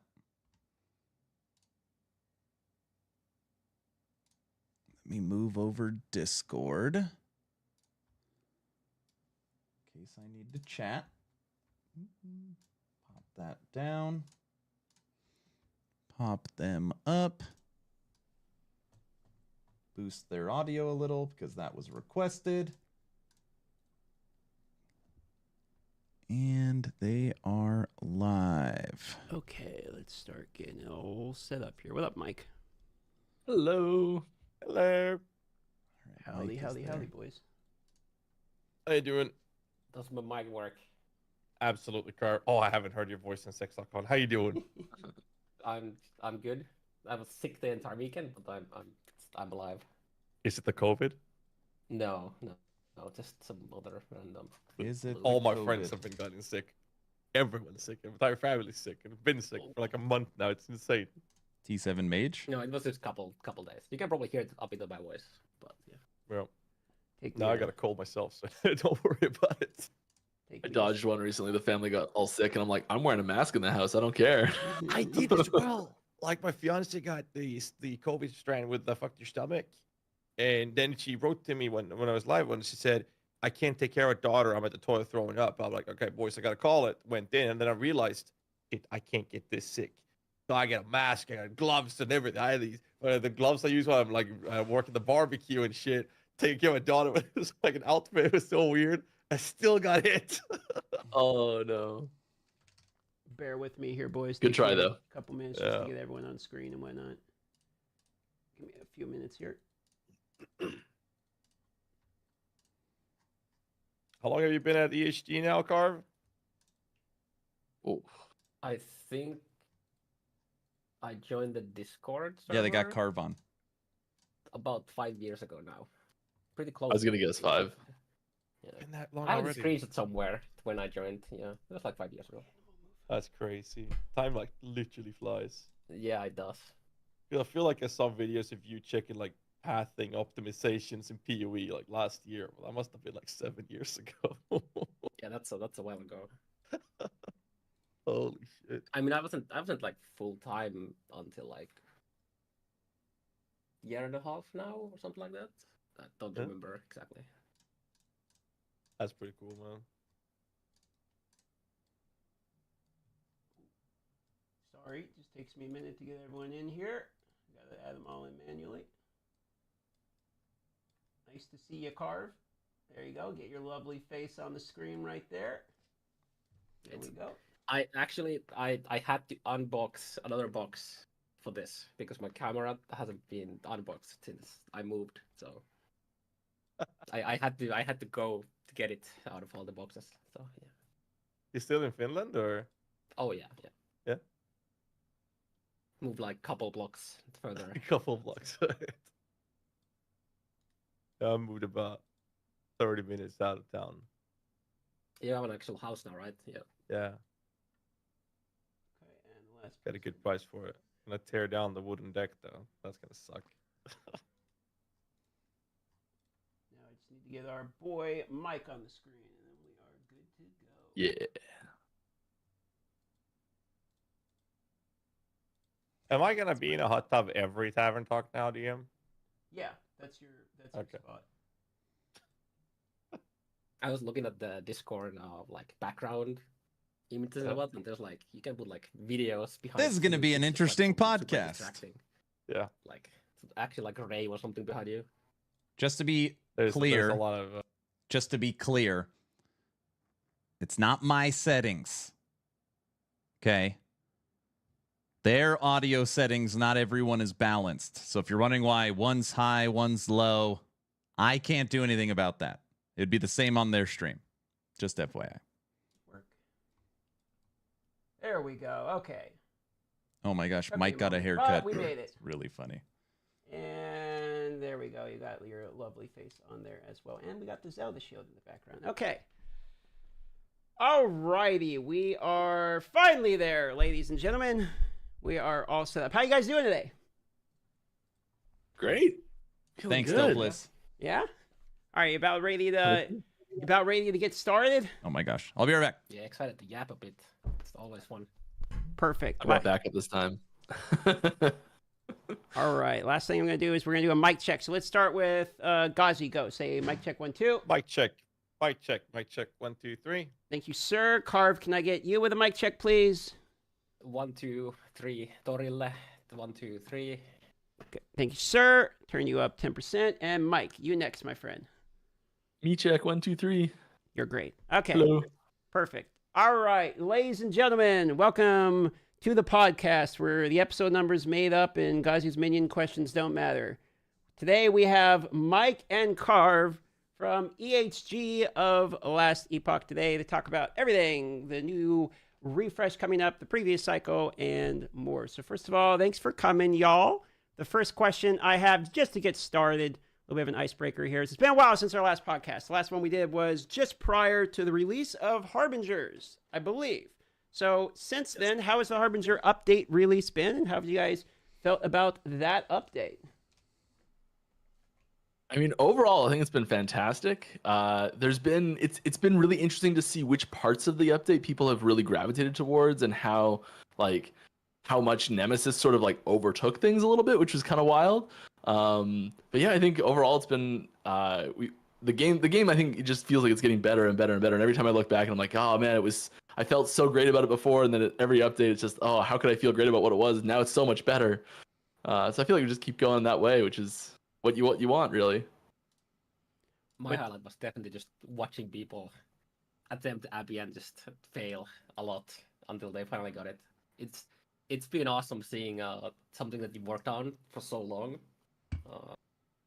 To see such a Carve's going to be hard to hear the whole stream. Has there been a favorite part that the community seems to have liked about the update so far? I think it was Nemesis. I think that was the partially due to accessibility, like just how easy it is to get into it and get going. I think that's been the shining star from the community so far from this most recent update. Yeah, and especially because it helped with a bit of a pain in the door with the uniques that don't have LP. Figured it sounds fine otherwise. Yep. Smash them in there and hope that you get something like either some affixes or just LP, so you can actually go try to smash it. So yeah, I've really been enjoying seeing the items that pop up on Reddit now of just ridiculous things that have come from the Nemesis system, where you're like, no one would ever intentionally do that, but it's cool that it happened. Yeah. I do have a question about the Nemesis, because I've seen LP1, LP2. I just want to have it confirmed. Can you get LP3 and 4 from it? Yes. Okay, so it's possible. It will only ever do 3 LP in a single empower. So like you can't go from 0 to 4, but you could go from like 0 to 3 and then 3 to 4, or you go like 0 to 1 and then 1 to 4. Like that's possible. Okay. Just had to have that confirmed. Unbelievably rare. Unbelievably rare. Okay.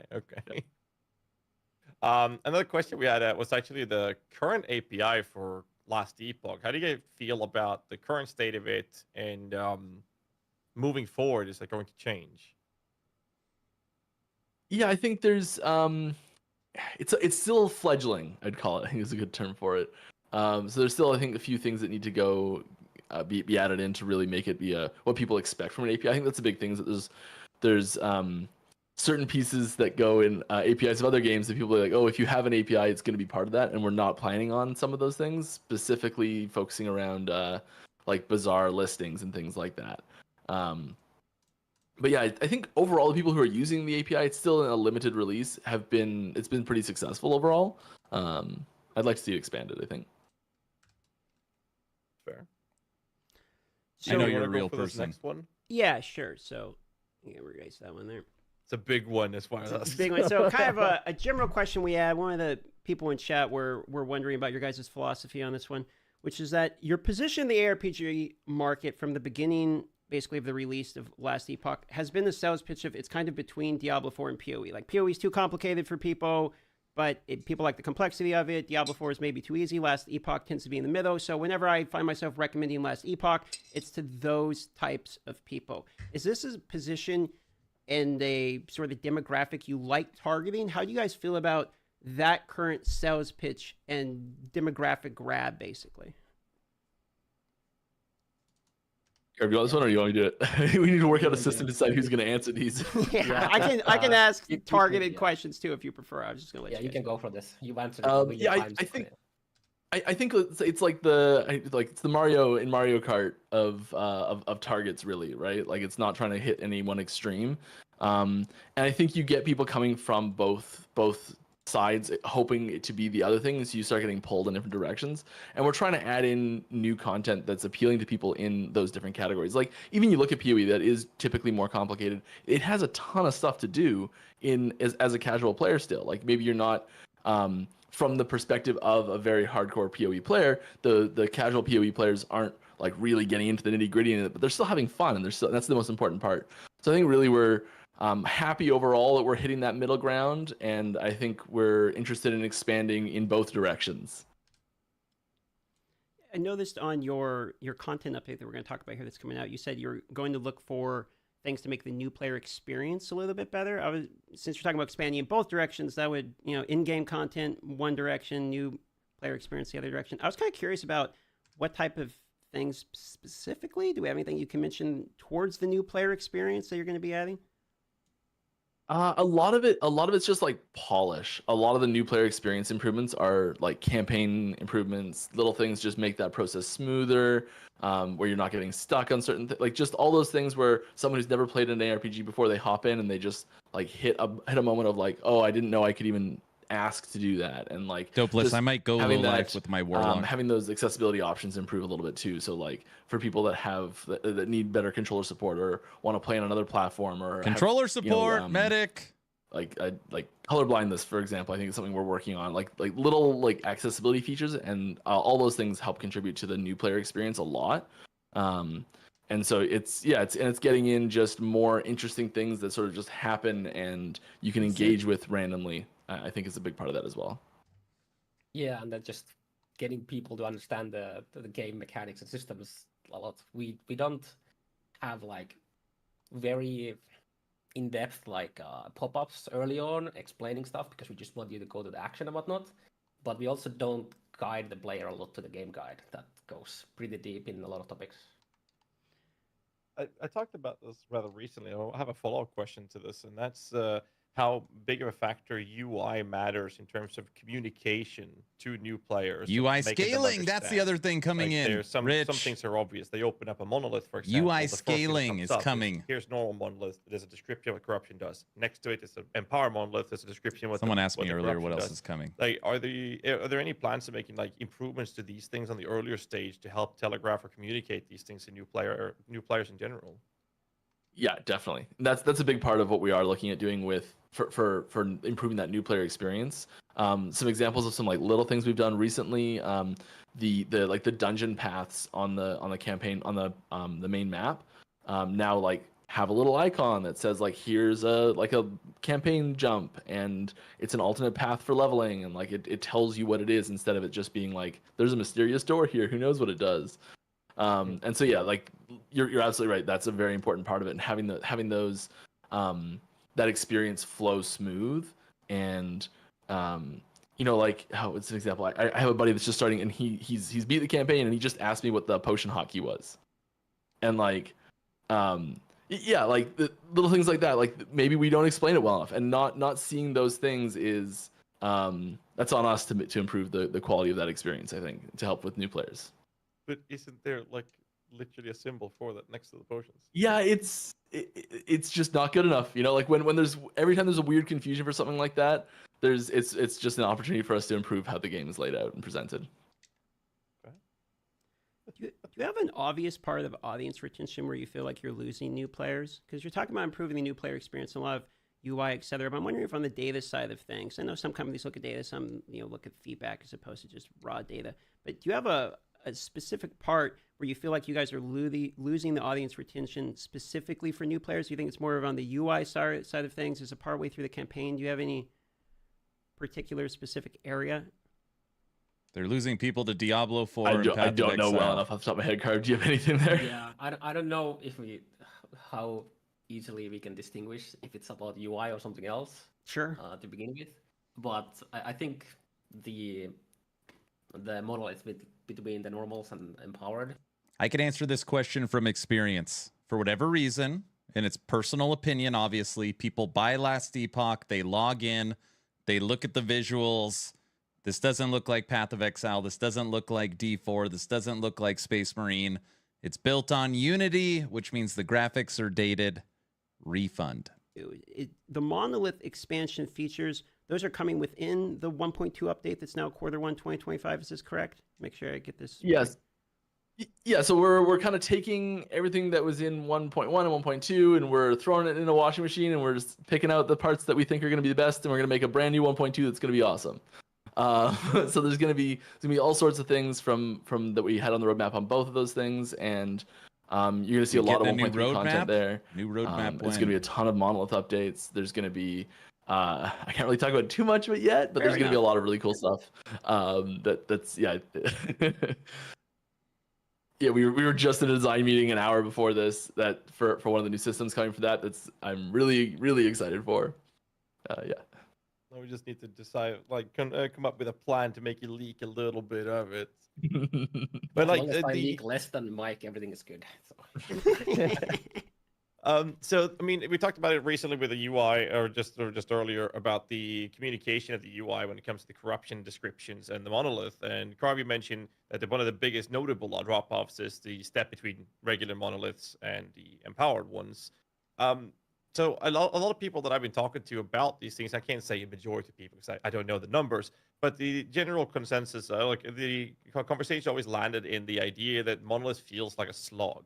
And that's currently the take that I've been hearing the most.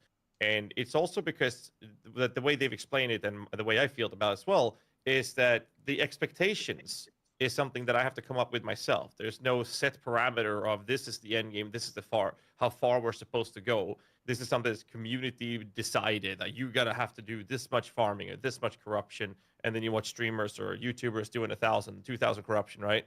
So with this question in mind, or the state rather, are there any plans when it comes to the monolith expansion to potentially cap the corruption or somehow communicate what the actual expected corruption levels will be? Is that something you can nibble on at all? I don't think we can talk about that much, but what I can say is that in the 1.1 we did introduce Aberos that puts a pretty hard 300 corruption as once you get to this point you have access to the pinnacle boss. So it did help a lot with that. So there's a lot less like, do I need to do 1,000 corruption or what do I need to do? Well, get to the 300 and you can go try to fight Aberrant a bit. Yeah, I don't think we're super interested in putting a hard cap on corruption. There's some advantages there for sure because you can say like it puts that player expectation and that limit on the process where you say like I beat it.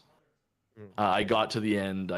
Just to be clear, right now there's no plans from EHG to limit corruption. And for anybody that's just being honest, not only is it a tool for the people that are trying hard and min-maxing to be able to push as far as possible, also EHG uses it as a balancing tool. Since the game is balanced at 300 corruption, if there's someone pushing 2,000, they know there's something wrong.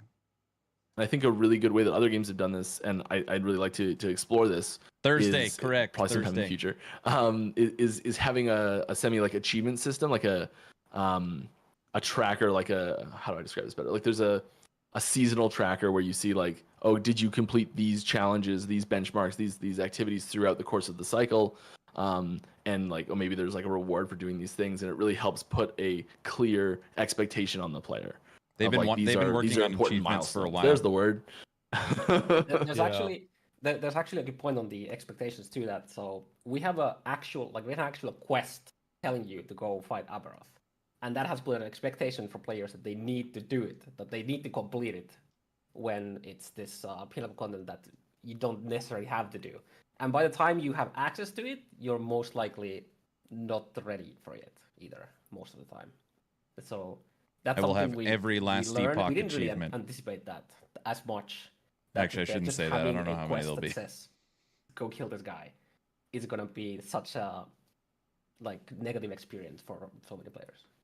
Did they end up kind of corralling players into trying that like way earlier than they should have been, and so they end up hitting like this brick wall and they just keep dying and they don't know what's going on? Like, is that something that happened, or Do you think it's just not clearly defined enough in the description of this is Pinnacle content?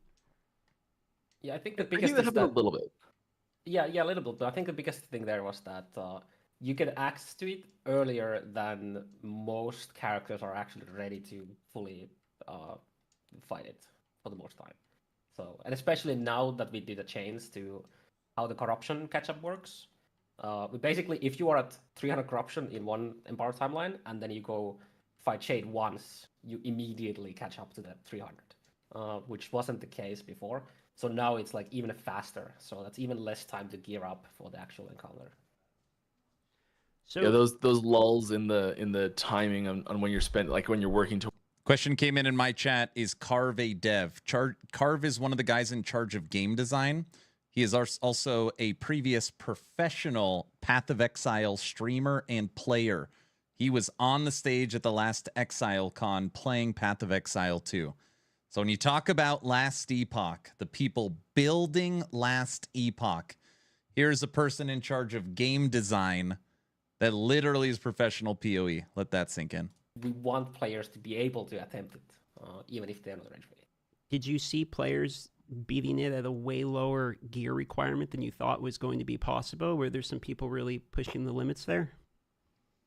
Did Mike actually say there's a few people that did he say some cycle under gear achievement? I didn't kills, hear. which is really cool to see for sure.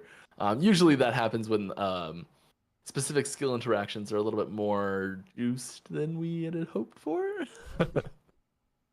That's also very, very intentional for the fight. If you are really good at the fight, you can get away with a very bad character.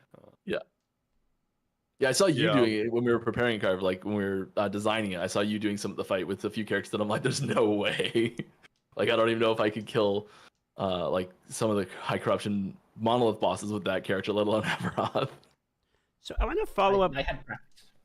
I want to follow up on Yes. that point real quick from a philosophy standpoint, because when an interview happened between Rexanarex and the Diablo 4 devs, he specifically asked a question around this concept, which was, do you guys ever plan to introduce content into the game that skill can overwhelm regardless of you having gear that's not prepared for it? And basically their answer to that philosophy question was, no, we're always going to pick gear over skill. For instance, you're going to need to be I able hate to that. over gear a fight and your skill won't matter. Like, that needs to be in the game. Where do you guys stand on this same philosophy question? Do you believe that you should have content that's pinnacle content in the game that can always be completely over geared? Or do you prefer, on the side of things where like skill can overwhelm? I understand you're explaining that's currently how it is now. You can push up a little bit, but where exactly on that teeter totter? I think do you he guys said fall in terms of seasons. gear to scale? Please tell me he said seasons. Are you on this one? I'll go back and have to rewatch it. No, you can start. I'll finish Okay. if you do something, but I doubt it. Yeah, I think so. Both of them are really important to have in the game. I think that's the key thing there, is that we need to have.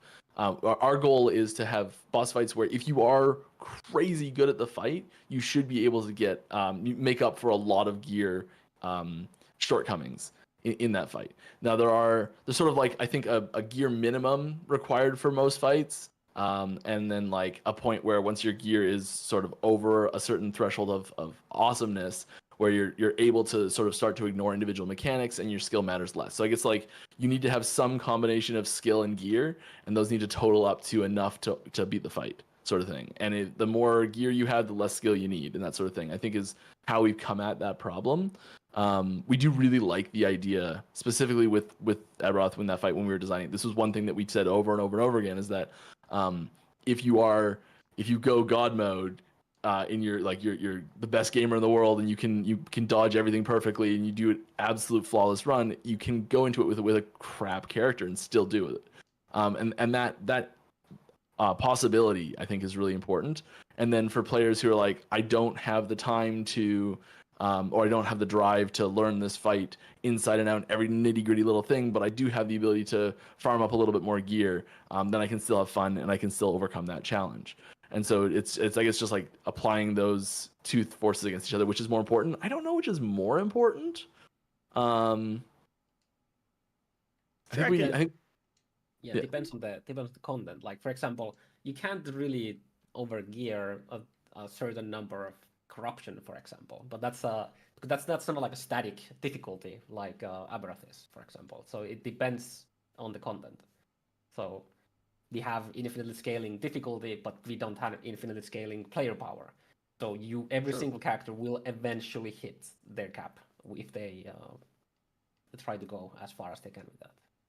So when it comes to Abby specifically, like I remember I didn't watch any videos or anything. I wanted to go in blind.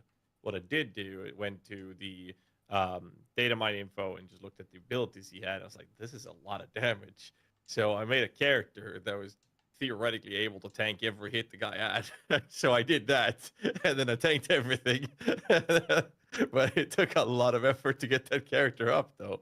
But that was really fun. It was very enjoyable. But it also shows like there are ways to do it. We've seen that in other games, like you mentioned, Serious Meteors in PoE, for example. You can make a character tank that. It's not something you'd ever do, but you can also. I think they did a good job on that You have Aberoth enough fight. skill to go in and kill it with a crap character. I think that's really cool, actually, to have that mixture of it, where it's not a gear check exclusively. That's kind of where I'm at. Yeah. And there's sort of this like minimum level that you do need to hit because there's certain attacks that are like almost undodgeable. And so like there's certain things that like if you're going completely naked and you stand in the fire for a split second, you're gonna die.